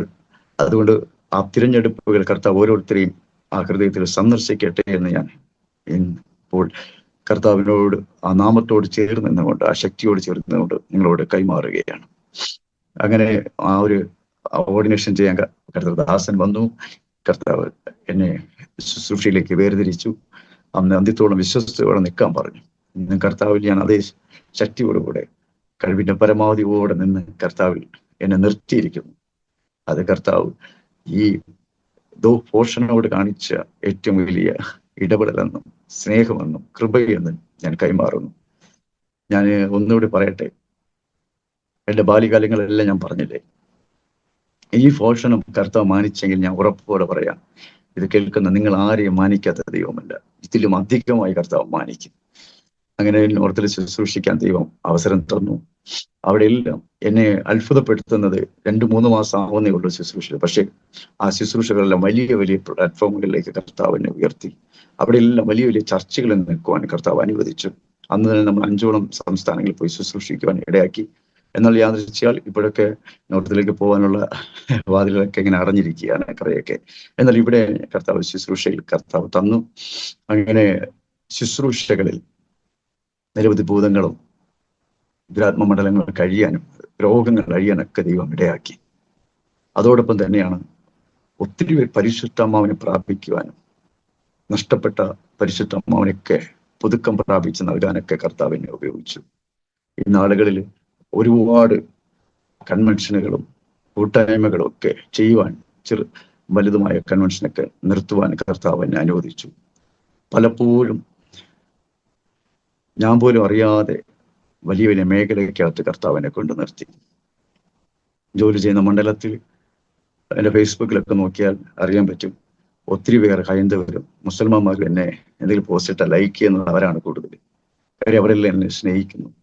കാര്യം ഞാൻ ജോലിക്ക് പോകുന്നിടത്തായാലും ശുശ്രൂഷകരെന്ന് അവർക്കൊക്കെ അറിയാമെങ്കിലും ഞാൻ അവരോടൊന്നും എന്ത് ചെയ്യില്ല. പക്ഷേ ഞാനിങ്ങനെ ശുശ്രൂഷ ചെയ്യുന്നത് എന്താണെന്ന് അവരിങ്ങനെ എന്നെ വീക്ഷിച്ചുകൊണ്ട് അവരെന്നോട് വന്ന് സുവിശേഷം ചോദിക്കാറുണ്ട്, എന്നോട് വന്ന് ജീസസിനെ കുറിച്ച് ചോദിക്കാറുണ്ട്. ഞാൻ അവരോടെല്ലാം കൈമാറുമ്പോൾ അവർക്ക് അതുവരെ ഇല്ലാത്ത പ്രത്യാശയും മാനസാന്തരത്തിന്റെ അനുഭവങ്ങളൊക്കെ ഉണ്ടാവാറുണ്ട്. അതൊക്കെ വലിയ കൃപയായിട്ട് കരുതുകയാണ്. എനിക്ക് തോന്നുന്നു 8ഓളം പേരെ, ഇതര മതത്തിലുള്ള 8ഓളം പേരെ ആത്മഹത്യക്കകത്ത് നിന്ന് തിരിച്ചു കൊണ്ടുവരാൻ കർത്താവ് അനുവദിച്ചിട്ടുണ്ട് അധികാരത്തോടുകൂടെ. ഒരു വ്യക്തി ആ ഒരു കുഴയിട്ടതിന് ശേഷം, കയറിൽ കുഴയിട്ടതിന് ശേഷം തല കയറ്റുന്നതിന് മുമ്പ് ഇവിടുന്ന് കിട്ടിയ നമ്പറിൽ വിളിച്ചു ചോദിച്ചു. അവൻ ഫോട്ടോ എടുത്ത് നിൽക്കുന്ന ഇപ്പോൾ ഫോട്ടോ എടുത്ത് അയച്ചു, ഇങ്ങനെ നിൽക്കുക, എനിക്ക് എന്ത് ചെയ്യണമെന്ന്. എന്നെ സംബന്ധിച്ചൊക്കെ അവരൊക്കെ മരണത്തിന് കീഴടങ്ങിയവരാ. പക്ഷെ കർത്താവ് പുതുജീവൻ കൊടുത്ത് അവരെ മാനിച്ചു. ഈ മദ്യപാനിയായ കുടുംബത്തിനകത്ത് നിന്ന് ഇനി ഒരു ദോഷം, ഇതിനെക്കാട്ട് ഭയങ്കര രസമാണ്. ഞാൻ വിവാഹം ആലോചിക്കുന്ന സമയത്ത് ഒരു കുഞ്ഞിന്, സഭയിൽ നിൽക്കുന്ന ഒരു കൊച്ചിനുമായിട്ട് നമ്മുടെ ആ ബന്ധത്തിന് ഉറപ്പിക്കാമെന്ന് പറയുമ്പോൾ അവർ ഞങ്ങളുടെ ഫാമിലി ബാക്ക്ഗ്രൗണ്ട് അന്വേഷിച്ചിട്ട് പറഞ്ഞു, മദ്യപിക്കുന്ന ഒരാളുടെ മോനാണ്, ഇതിൽ മദ്യപിച്ച് ഇവരെ കട്ടി മോശമാകും, അതുകൊണ്ട് ആ ബന്ധം വേണ്ട എന്ന് പറഞ്ഞു. അപ്പൊ ഞാൻ ഓർത്ത്, അതെ, ശരിക്കും അങ്ങനെ വരേണ്ടിയത്. അപ്പൊ അങ്ങനെ ഇരിക്കുന്നതിനെ ഞാൻ പിൽക്കാലത്തിൽ പറയട്ടെ, അങ്ങനെ ഇരിക്കേണ്ട ഒരുവനെ ദേശത്തിന് നടുവിൽ എനിക്ക് പറയാൻ പറ്റും ആയിരക്കണക്കിന് ആൾക്കാരുടെ ചില കെട്ടുകൾ അഴിക്കാനും ചില ബന്ധനങ്ങളെ നീക്കാനും ഒക്കെ ദൈവം ഇടയാക്കി കേട്ടോ. ഒരുപാട് മദ്യപാനികളെ മാറ്റുവാൻ കഴിഞ്ഞു. ഇത്ര ഡിവോഴ്സിന്റെ വക്കോളം എത്തിയ, കുടുംബം നശിച്ച് മക്കൾ നാടുവിടുമെന്ന് പറയപ്പെടുന്ന കുടുംബത്തിനകത്ത് കലങ്ങി കിടക്കുന്നിടത്ത് നിന്നും കർത്താവ് ശക്തിയോടുകൂടി അവരെ തിരിച്ചു കൊണ്ടുവരാൻ പറ്റി. മദ്യപാനത്തെ മാറ്റി അവരെ കർത്താവ് ശുശ്രൂഷിക്കുന്നവരാക്കി മാറ്റി. ഇതൊക്കെ ഞാൻ കേട്ട് കേൾവി മാത്രമേ എനിക്ക് ഉണ്ടായിരുന്നുള്ളൂ. ഇങ്ങനെയൊക്കെ സംഭവിക്കുന്നു, ഇങ്ങനെ ആൾക്കാർ, പാസ്റ്റർമാരൊക്കെ പറഞ്ഞു കേട്ടിട്ടുണ്ട്. പക്ഷെ എൻ്റെ ജീവിതത്തിൽ ഇന്ന് അത് അനുഭവിക്കുമ്പോൾ ഞാൻ ഉറപ്പോടെ വിളിച്ചു പറയട്ടെ, ഞങ്ങൾ വളർച്ചയോ പെരുമയല്ല ഞാൻ ഈ പറയുന്നത്. നമ്മൾ ആരും അറിഞ്ഞില്ലേ, കർത്താവ് നമ്മളെ അറിയുന്നു. കർത്താവ് നമ്മളെ ചിലയിടത്ത് കൊണ്ടുപോകുന്നു. അവിടെ ദൈവം അത്ഭുതങ്ങളെ ചെയ്യുന്നു. എന്നാൽ ഞാൻ സാക്ഷ്യത്തോടെ ഞാൻ വിളിച്ചു പറയട്ടെ, കർത്താവിൽ നിങ്ങളെ ഇറക്കിയെങ്കിൽ അവൻ പാതി വഴിക്ക് ഇട്ടേച്ച് വരുന്നതല്ല. അവൻ വിശ്വസ്തതയുള്ളവരെ നോക്കുന്നു. അവൻ വിശ്വസ്തയുള്ളവർക്ക് അവൻ തൻ്റെ അനുഗ്രഹങ്ങളെ, തൻ്റെ ശുശ്രൂഷകളെ, തൻ്റെ നിയോഗങ്ങളെയൊക്കെ അധികമായി കൊടുക്കുന്ന ഒരു ദൈവമാണ്. അതുകൊണ്ട് അതിലേക്ക് ഒരു ഭക്തൻ പാടി, എന്നെ തിരഞ്ഞെടുപ്പാൻ, എന്നെ മാനിക്കുവാൻ, എന്നിലെന്തു നീ കണ്ടേശുവേ. എന്നെ തിരഞ്ഞെടുപ്പാൻ, എന്നെ മാനിക്കുവാൻ, എന്നിലെന്തു നീ കണ്ടേശുവേ. ഒരു യോഗ്യതയും പറവാനില്ലായേ, കൃപയൊന്നു മാത്രം യേശുവേ.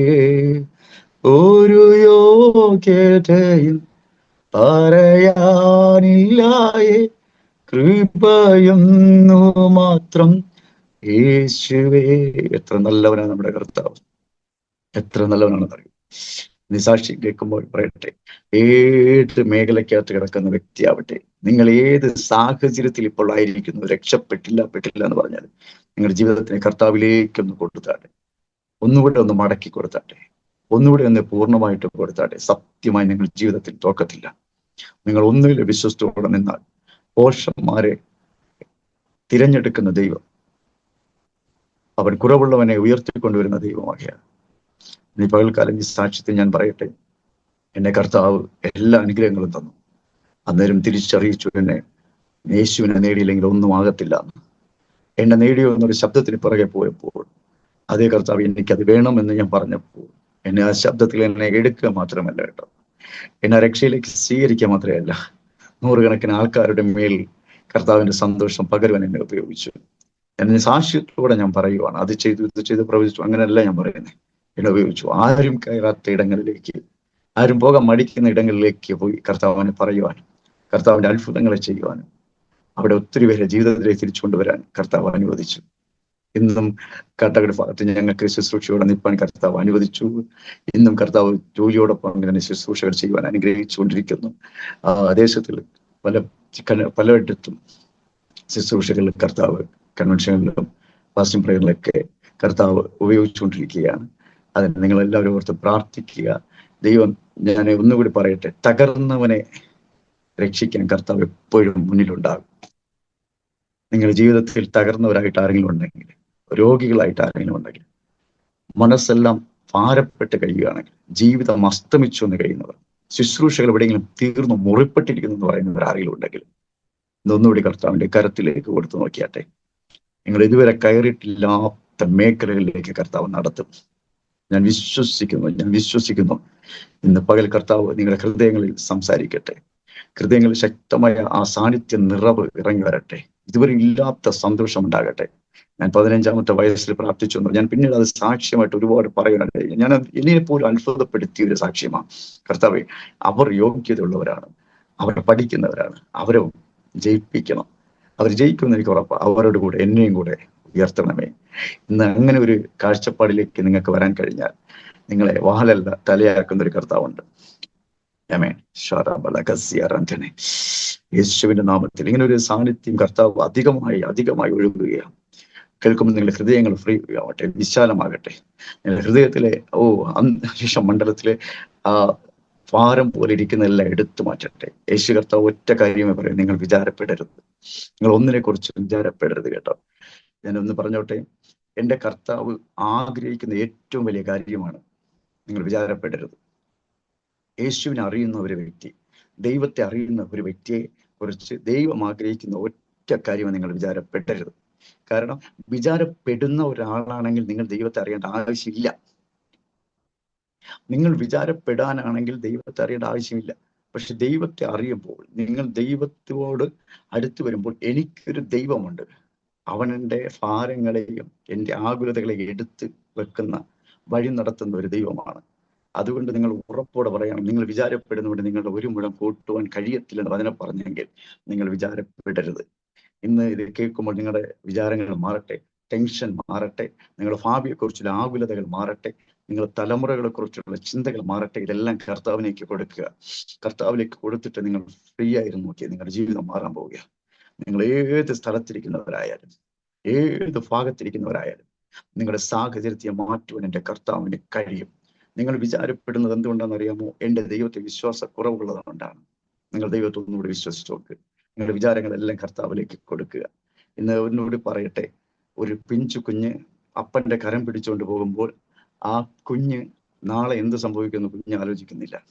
നാളെ എന്ത് വസ്ത്രം ഇടുമെന്നോ കഴിക്കുമെന്നോ ആഗ്രഹിക്കാറില്ല. കാരണം എന്താ? അപ്പനും അമ്മയും എനിക്ക് നടത്തിത്തരും എന്നുള്ള വിശ്വാസമുള്ളത് കൊണ്ടാണ്. നമുക്ക് അത്രയും വിശ്വാസം കർത്താവിനോടുണ്ടോ? അത്രയെങ്കിലും ഒരു വിശ്വാസം കർത്താവിനോട് എടുക്കാൻ കഴിയുന്നുണ്ടോ? ഇന്ന് ഞാൻ പറയട്ടെ, ഭയങ്കര പ്രതികൂലമായിരിക്കാം, ഭയങ്കര പ്രതിസന്ധി ആയിരിക്കാം, ജീവിതത്തിൽ ആർക്കും തീർക്കാൻ പറ്റാത്ത പ്രശ്നമായിരിക്കാം. കർത്താവിലേക്ക് കൊടുക്ക്. നിശ്ചയമായും അതിനകത്ത് വിടുതലുണ്ട്, അതിനകത്ത് നന്മയുണ്ട്. നിങ്ങൾ ഓർക്കണം, വഴിയുള്ളിടത്ത് വഴി തരാനല്ല കർത്താവ് വന്നേ. വഴിയില്ലാത്തടത്ത്, സാഹചര്യമില്ലാത്തടത്ത് വഴി തുറക്കുന്ന ദൈവത്തെ നിങ്ങൾ കാണാൻ പോകുന്നു. എനിക്ക് ഉറപ്പുണ്ട്, വിശ്വാസമുണ്ട്. നിങ്ങളുടെ ജീവിതത്തിന്റെ അവസ്ഥകളെ മാറ്റുന്ന ഒരു ദൈവത്തിന്റെ സാന്നിധ്യം നിങ്ങളെ തൊടും, നിങ്ങളുടെ ഹൃദയത്തെ തൊടും, നിങ്ങളുടെ ജീവിതത്തെ സന്ദർശിക്കും. നിങ്ങളുടെ തലമുറകളിലെ ഭാവിയെ വഴിമുടക്കി നിൽക്കുന്ന എല്ലാ ഇരുളുകളും മാറുമെന്ന് ഞാൻ വിശ്വസിക്കുകയാണ്. ഒരു നിമിഷം നമുക്ക് കണ്ണുകളടയ്ക്കാം, നമുക്ക് പ്രാർത്ഥിക്കാം. ഞാൻ ഇത് അവസരം തന്ന കർത്തദാസനോടൊക്കെയുള്ള നന്ദി പറയുകയാണ്. കാരണം ഇന്ന് ഇതുപോലെ ചെയ്യുന്ന ശുശ്രൂഷകൾ ഭയങ്കര അനുഗ്രഹിക്കപ്പെട്ടതാണ്. കാര്യം ആർക്കും കയറാൻ പറ്റാത്ത പ്ലാറ്റ്ഫോമുകൾക്കകത്ത് കയറുവാനും അതിനകത്ത് സംസാരിക്കണം. അവരുടെ ഫോണുകളിൽ കമ്പ്യൂട്ടറുകളിൽ ഇതിലെല്ലാത്തെല്ലാം ഈ സാക്ഷ്യങ്ങൾ എത്തുന്നത് വളരെ വളരെ വളരെ വളരെ അനുഗ്രഹിക്കപ്പെട്ട ശുശ്രൂഷയാണ്. കർത്താവ് കൊടുത്ത് ആ പ്രകാശം നൽകിയതിൽ, അതിൽ വിശാലമാക്കി എനിക്ക് ഓർത്ത് കർത്താവിനോട് നന്ദി പറയുന്നു. ഇതുപോലെ ഒത്തിരി ആയിരം ജനങ്ങളെ എഴുന്നേൽപ്പിക്കുവാൻ കർത്തദാസിലൂടെ കഴിയട്ടെ എന്ന് ഓർത്ത് പ്രാർത്ഥിക്കുകയാണ്. ഇതിൽ അവസരം തന്ന കർത്തദാസനോടുള്ള എൻ്റെ കുടുംബത്തോടുള്ള വലിയ സ്നേഹവന്ദനത്തെ അറിയിക്കുന്നു. നമുക്ക് ഒരു നിമിഷം കണ്ണുകൾ അടയ്ക്കാം, നമുക്ക് പ്രാർത്ഥിക്കാം.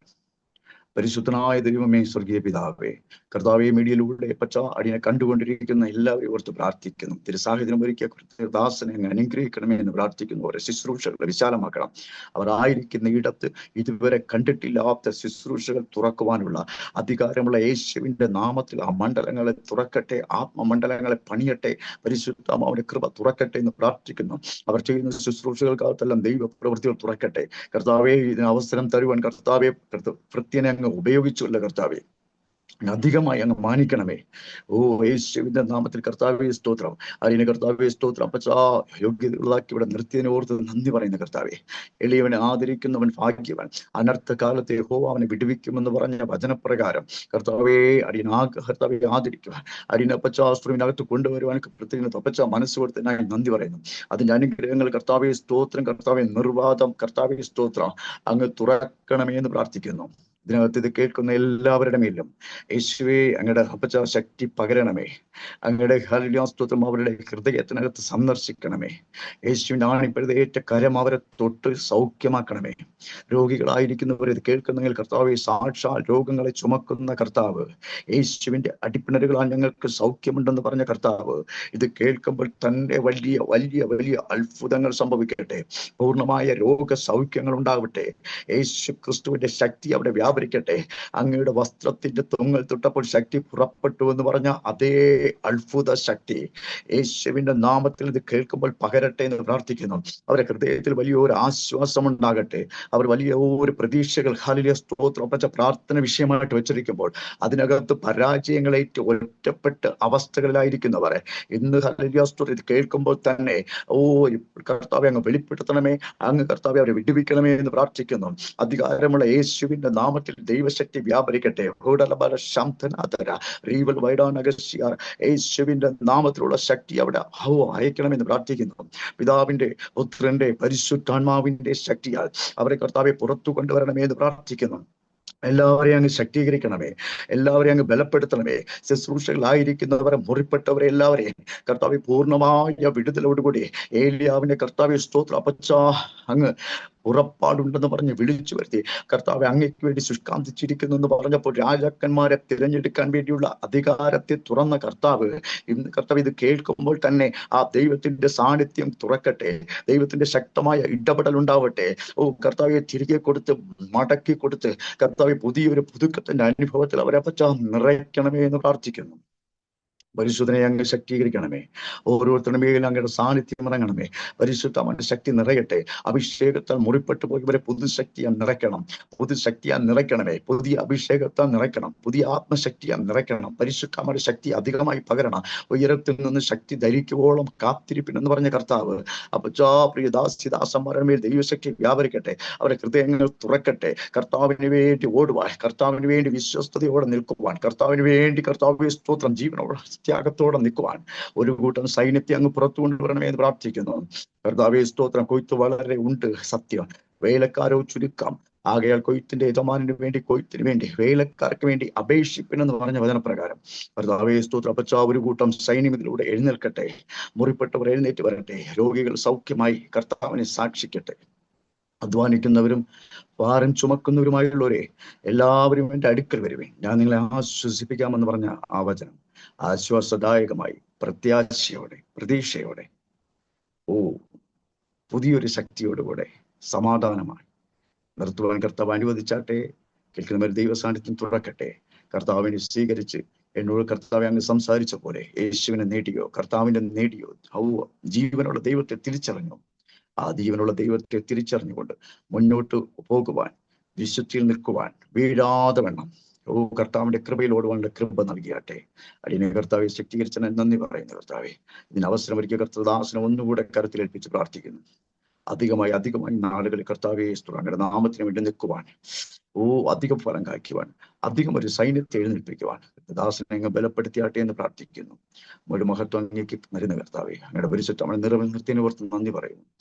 പച്ച ഏതെങ്കിലും കർത്താവെ അങ്ങ് ഉയർത്തിയ സാഹചര്യങ്ങൾ പച്ച പറയാൻ വിട്ടുപോയെങ്കിൽ അങ്ങ് ശ്രദ്ധ വെച്ച് കേൾക്കണമേ. അപ്പച്ച മനസ്സറിയണമേ. കർത്താവെ ഒന്നുകൂടെ കർത്താവെ ഞങ്ങളുടെ പച്ച നിറയ്ക്കണം. എല്ലാവരെയും അങ്ങയുടെ കരുത്തിലേൽപ്പിക്കുന്നു. പിതാവിന്റെ പുത്രന്റെ പരിശുദ്ധമായ നാമത്തിൽ അനുഗ്രഹിച്ച് പ്രാർത്ഥിക്കുന്നു. എല്ലാ മഹത്വം അങ്ങേക്ക് ആകുന്നത് കൃപയാലാകട്ടെ. യേശുവിന്റെ നാമത്തിൽ തന്നെ. ആമേൻ, ആമേൻ, ആമേൻ. താങ്ക് യു കർത്താവിൻ്റെ ദാസൻ പാസ്റ്റർ അഗസ്റ്റിൻ. ഇന്ന് അനുഗ്രഹിക്കപ്പെട്ട നിലയിൽ ദൈവം നടത്തിയ അത്ഭുതകരമായ വഴികളെക്കുറിച്ച് ദൈവനാമ മഹത്വത്തിന് വേണ്ടി അരോമ ടിവിയുടെ പ്രേക്ഷകരോടൊപ്പം പങ്കുവയ്ക്കുവാൻ ഈ അവസരങ്ങൾ കർത്താവ് ഒരുക്കിയത് ഓർത്ത് ഞാൻ ദൈവത്തിന് നന്ദി പറയുകയും കർത്തദാസനോടതായ നന്ദി സ്നേഹം അറിയിക്കുകയും ചെയ്യുന്നു.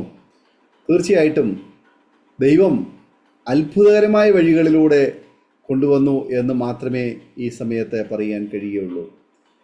സ്വാഭാവികമായി ഉണ്ടായിരുന്ന വഴികളിൽ നിന്നും വ്യത്യസ്തമായി ദൈവം ഒരുക്കിയതായ വഴികളിൽ ഒരു വ്യക്തി നയിക്കപ്പെടണമെങ്കിൽ തീർച്ചയായിട്ടും അതിനു മുൻപ് ആ വ്യക്തി അതിനുവേണ്ടി ഒരുക്കപ്പെടുവാൻ ഇടയായിത്തീരണം. ദൈവത്താൽ ഒരുക്കപ്പെട്ട ആ നല്ല അനുഭവങ്ങൾക്കായിട്ട് ഞാൻ കർത്താവിന് സ്തോത്രം ചെയ്യുന്നു. ഒരു പക്ഷെങ്കിൽ പിതാവിനെ പോലെ മദ്യപാനിയായി പാപത്തിൻ്റെ വഴികളിൽ ജീവിച്ച് ലോകത്തിൻ്റെ പാതകളിലൂടെ സഞ്ചരിച്ച് നാശത്തിലേക്ക് എത്തിച്ചേരാമായിരുന്ന ഇടത്തു നിന്ന് ദൈവത്തിൻ്റെ പദ്ധതിക്ക് വേണ്ടിയിട്ട് ഇടിവിൽ നിന്ന് കണ്ണുനീരൊഴുക്കി രാപകൽ ദൈവസന്നിധിയിൽ നിലവിളിച്ച വാത്സല്യ മാതാവിൻ്റെ കണ്ണുനീരിൻ്റെ മറുപടി എന്ന വണ്ണമാണ് ഒരു പക്ഷെങ്കിൽ ഇന്ന് കർത്തൃദാസന് ഇങ്ങനൊരു സാക്ഷ്യം പറയുവാൻ ഇടയാക്കി തീർത്തത്. ആ മാതാവിനെയും ആ കുടുംബത്തിലുള്ള മറ്റ് പ്രിയ അംഗങ്ങളെയും ഒക്കെ കർത്താവിന് നല്ല സാക്ഷ്യം വഹിക്കുവാൻ തക്കവണ്ണം ദൈവം പിന്നെയും ഉപയോഗിക്കട്ടെ എന്ന് ഞങ്ങൾ പ്രാർത്ഥിക്കുന്നു. ദൈവദാസൻ്റെ ജീവിതത്തിലെ ദൈവത്തിൻ്റെ ഇടപെടലുകൾ വ്യത്യസ്തമായിരുന്നു എന്ന് കേൾക്കുവാൻ തക്കവണ്ണം കഴിഞ്ഞു. സ്തോത്രം. അത് ഇന്ന് അനേകരുമായി പങ്കുവയ്ക്കുവാൻ കിട്ടുന്ന അവസരങ്ങളൊക്കെ ഉപയോഗിച്ചുകൊണ്ടിരിക്കുന്നല്ലോ. ഒരു പക്ഷെങ്കിൽ പല പ്രിയപ്പെട്ടവരുടെയും അനുഭവത്തിൽ നിന്നും വളരെ വ്യത്യസ്തമാണ്. ഒരു പക്ഷെങ്കിൽ നല്ല സാമ്പത്തിക ഉന്നമനമോ ജീവിതത്തിൽ മെച്ചപ്പെട്ട നിലവാരമോ നല്ല ജോലിയോ ജീവിത സൗകര്യങ്ങളോ ഒക്കെ ഉണ്ടായിക്കഴിയുമ്പോൾ പലരും ഇതൊക്കെ മതി, എല്ലാം ദൈവം നൽകി തന്നു, ഇനി അതിനപ്പുറത്തേക്ക് ഇനി എന്ത് കിട്ടാനാ എന്ന് വിചാരിച്ച് പലരുടെയും ആത്മീയ ജീവിതം ഭംഗം വന്നുകൊണ്ടിരിക്കുമ്പോൾ പ്രാർത്ഥനയും വിശ്വാസവും പ്രത്യാശയും കൂട്ടായ്മയും ഒക്കെ അവരുടെ ജീവിതത്തിൽ കുറഞ്ഞുകൊണ്ടിരിക്കുമ്പോൾ ശുശ്രൂഷാ തലങ്ങളിൽ നിന്ന് പുറകോട്ട് പോകുമ്പോൾ അതിൽ നിന്നും വ്യത്യസ്തമായി ഈ വകകളൊക്കെ ഉണ്ടായിട്ടും വിനയാന്വിതനായി വീണ്ടും കർത്താവിന് പ്രയോജനപ്പെടുവാൻ വേണ്ടിയിട്ട് എളിമയോടെ കണ്ണുനീരോടെ കർത്താവിൻ്റെ നല്ല ഭടനായി തീരുവാനുള്ള ആ ഒരു ആഗ്രഹം ആ ഓരോ വാക്കിലും നെളിച്ചു നിൽക്കുന്നു. മറ്റുള്ളവരെ അതിലായിട്ട് പ്രബോധിപ്പിക്കുകയും ചെയ്യുന്നു എന്ന് കേൾക്കുവാൻ കഴിഞ്ഞു, കാണുവാൻ മനസ്സിലാക്കുവാൻ കഴിഞ്ഞു. അതങ്ങനെ തന്നെ തുടരട്ടെ. അവസാനം വരെ ആ ഒരു അവസ്ഥ, ആ ഒരു അനുഭവം, ആ ഒരു സാക്ഷിയെ കാത്തു സൂക്ഷിക്കുവാൻ സർവ്വകൃപാലുവായി ദൈവം സഹായിക്കട്ടെ എന്ന് ഞങ്ങളും ആശംസിക്കുന്നു, പ്രാർത്ഥിക്കുന്നു. ഒരു ഗവൺമെൻറ് സർവൻ്റ് എന്നതിനേക്കാൾ ഉപരിയായി കർത്താവിൻ്റെ ദാസൻ എന്നുള്ളതായ ആ പദവിയാണ്, അതാണ് ഏറ്റവും ശ്രേഷ്ഠമായത് എന്ന് തിരിച്ചറിഞ്ഞുകൊണ്ട് നമുക്ക് ഈ ശുശ്രൂഷയിൽ മുന്നോട്ട് പോകാൻ കർത്താവ് കൃപ ചെയ്യട്ടെ. ആമേന്. ഗവൺമെൻറ് സർവൻ്റ് എന്ന നിലയിൽ ലഭിക്കുന്നതായ എല്ലാ നല്ല അവസരങ്ങളും കർത്താവിന് വേണ്ടി പ്രയോജനപ്പെടുവാൻ കർത്താവ് പിന്നെ അവസരങ്ങൾ ഒരുക്കട്ടെ എന്ന് ഞങ്ങൾ ആഗ്രഹിക്കുന്നു, ആശംസിക്കുന്നു, പ്രാർത്ഥിക്കുന്നു. ഏറെ നല്ല സാക്ഷ്യങ്ങളെ കർത്താവ് തന്ന് അനുഗ്രഹിക്കട്ടെ എന്ന് പ്രാർത്ഥിക്കുന്നു. പ്രേക്ഷകരെ, നിങ്ങൾക്ക് ഈ ജീവിതാനുഭവം സാക്ഷ്യം ഒരു അനുഗ്രഹമായി തീർന്നുവെന്ന് ഞങ്ങൾ പൂർണ്ണമായി വിശ്വസിക്കുകയാണ്. തീർച്ചയായിട്ടും നിങ്ങളുടെ പ്രിയപ്പെട്ടവർക്ക് സുഹൃത്തുക്കൾ കൂടി ഷെയർ ചെയ്ത് കൊടുക്കൂ. അവരും കേട്ട് അനുഗ്രഹിക്കപ്പെട്ട് അതിലൂടെ ദൈവനാമം മഹിമപ്പെടുവാൻ മുഖാന്തരമായി തീരുമല്ലോ. നിങ്ങളുടെ വിലയേറിയ അഭിപ്രായങ്ങളും നിർദ്ദേശങ്ങളും കമൻറ്റ് ബോക്സിൽ രേഖപ്പെടുത്താവുന്നതാണ്. നിങ്ങൾക്കൊരു പ്രാർത്ഥനാ വിഷയമുണ്ടെങ്കിൽ സ്ക്രീനിൽ കാണുന്ന വാട്സപ്പ് നമ്പറിൽ ഞങ്ങളെ വിവരങ്ങൾ അറിയിക്കാം. അതുപോലെ തന്നെ aroma.tv.co.in എന്ന വെബ്സൈറ്റ് നിങ്ങൾ സന്ദർശിക്കാം. എല്ലാ തിങ്കളാഴ്ചയും രാത്രി 9 മണി മുതൽ പ്രേക്ഷകർക്ക് വേണ്ടിയിട്ട് ഞങ്ങൾ പ്രത്യേക ഓൺലൈൻ പ്രാർത്ഥന നടത്തുന്നു. നിങ്ങൾക്കും അതിൽ സംബന്ധിക്കാം. ഗ്രൂപ്പിൽ ജോയിൻ ചെയ്യുവാൻ ഞങ്ങളുമായി ബന്ധപ്പെടൂ. അടുത്ത അനുഗ്രഹിക്കപ്പെട്ട സാക്ഷ്യവും വചനചിന്തയുമായി വീണ്ടും കൂടിക്കാണുവരെയും എല്ലാ പ്രിയപ്പെട്ടവർക്കും good bye. God bless you all. Amen. ഓർമ്മയുടെ മനോരഥത്തിൽ മായാത്ത ഓർമ്മയ്ക്കായി അരോമ മാട്രിമോണിയിൽ നിന്നും ജീവിത പങ്കാളിയെ കണ്ടെത്തൂ. നിങ്ങൾ ഒരു ക്രിസ്തീയ ജീവിത പങ്കാളിയെ അന്വേഷിക്കുകയാണോ? അതോ മക്കൾക്ക് അനുയോജ്യമായ ഒരു തക്ക തുണയ്ക്ക് വേണ്ടി പ്രാർത്ഥിക്കുന്ന വ്യക്തിയാണോ? എങ്കിൽ അരോമ മാട്രിമോണി നിങ്ങൾക്ക് വേണ്ടിയാണ്. ഇന്നു തന്നെ സൗജന്യമായി രജിസ്റ്റർ ചെയ്യൂ. അരോമ മാട്രിമോണിയുടെ പ്രത്യേകതകൾ: രജിസ്ട്രേഷൻ തികച്ചും സൗജന്യം. ലോകത്തെവിടെയുമുള്ള അനുയോജ്യമായ ക്രിസ്തീയ ജീവിത പങ്കാളിയെ തിരഞ്ഞെടുക്കാം. വിവാഹം നടക്കുന്നതുവരെ സർവീസ് ലഭിക്കുന്നു. ഏറ്റവും ചെറിയ പാക്കേജുകളും തിരഞ്ഞെടുക്കാം. അരോമ മാട്രിമോണി നിങ്ങൾക്കായി ഒരുക്കുന്നു വിവാഹം പരമാനന്ദം. Email aroma matrimony2020@gmail.com.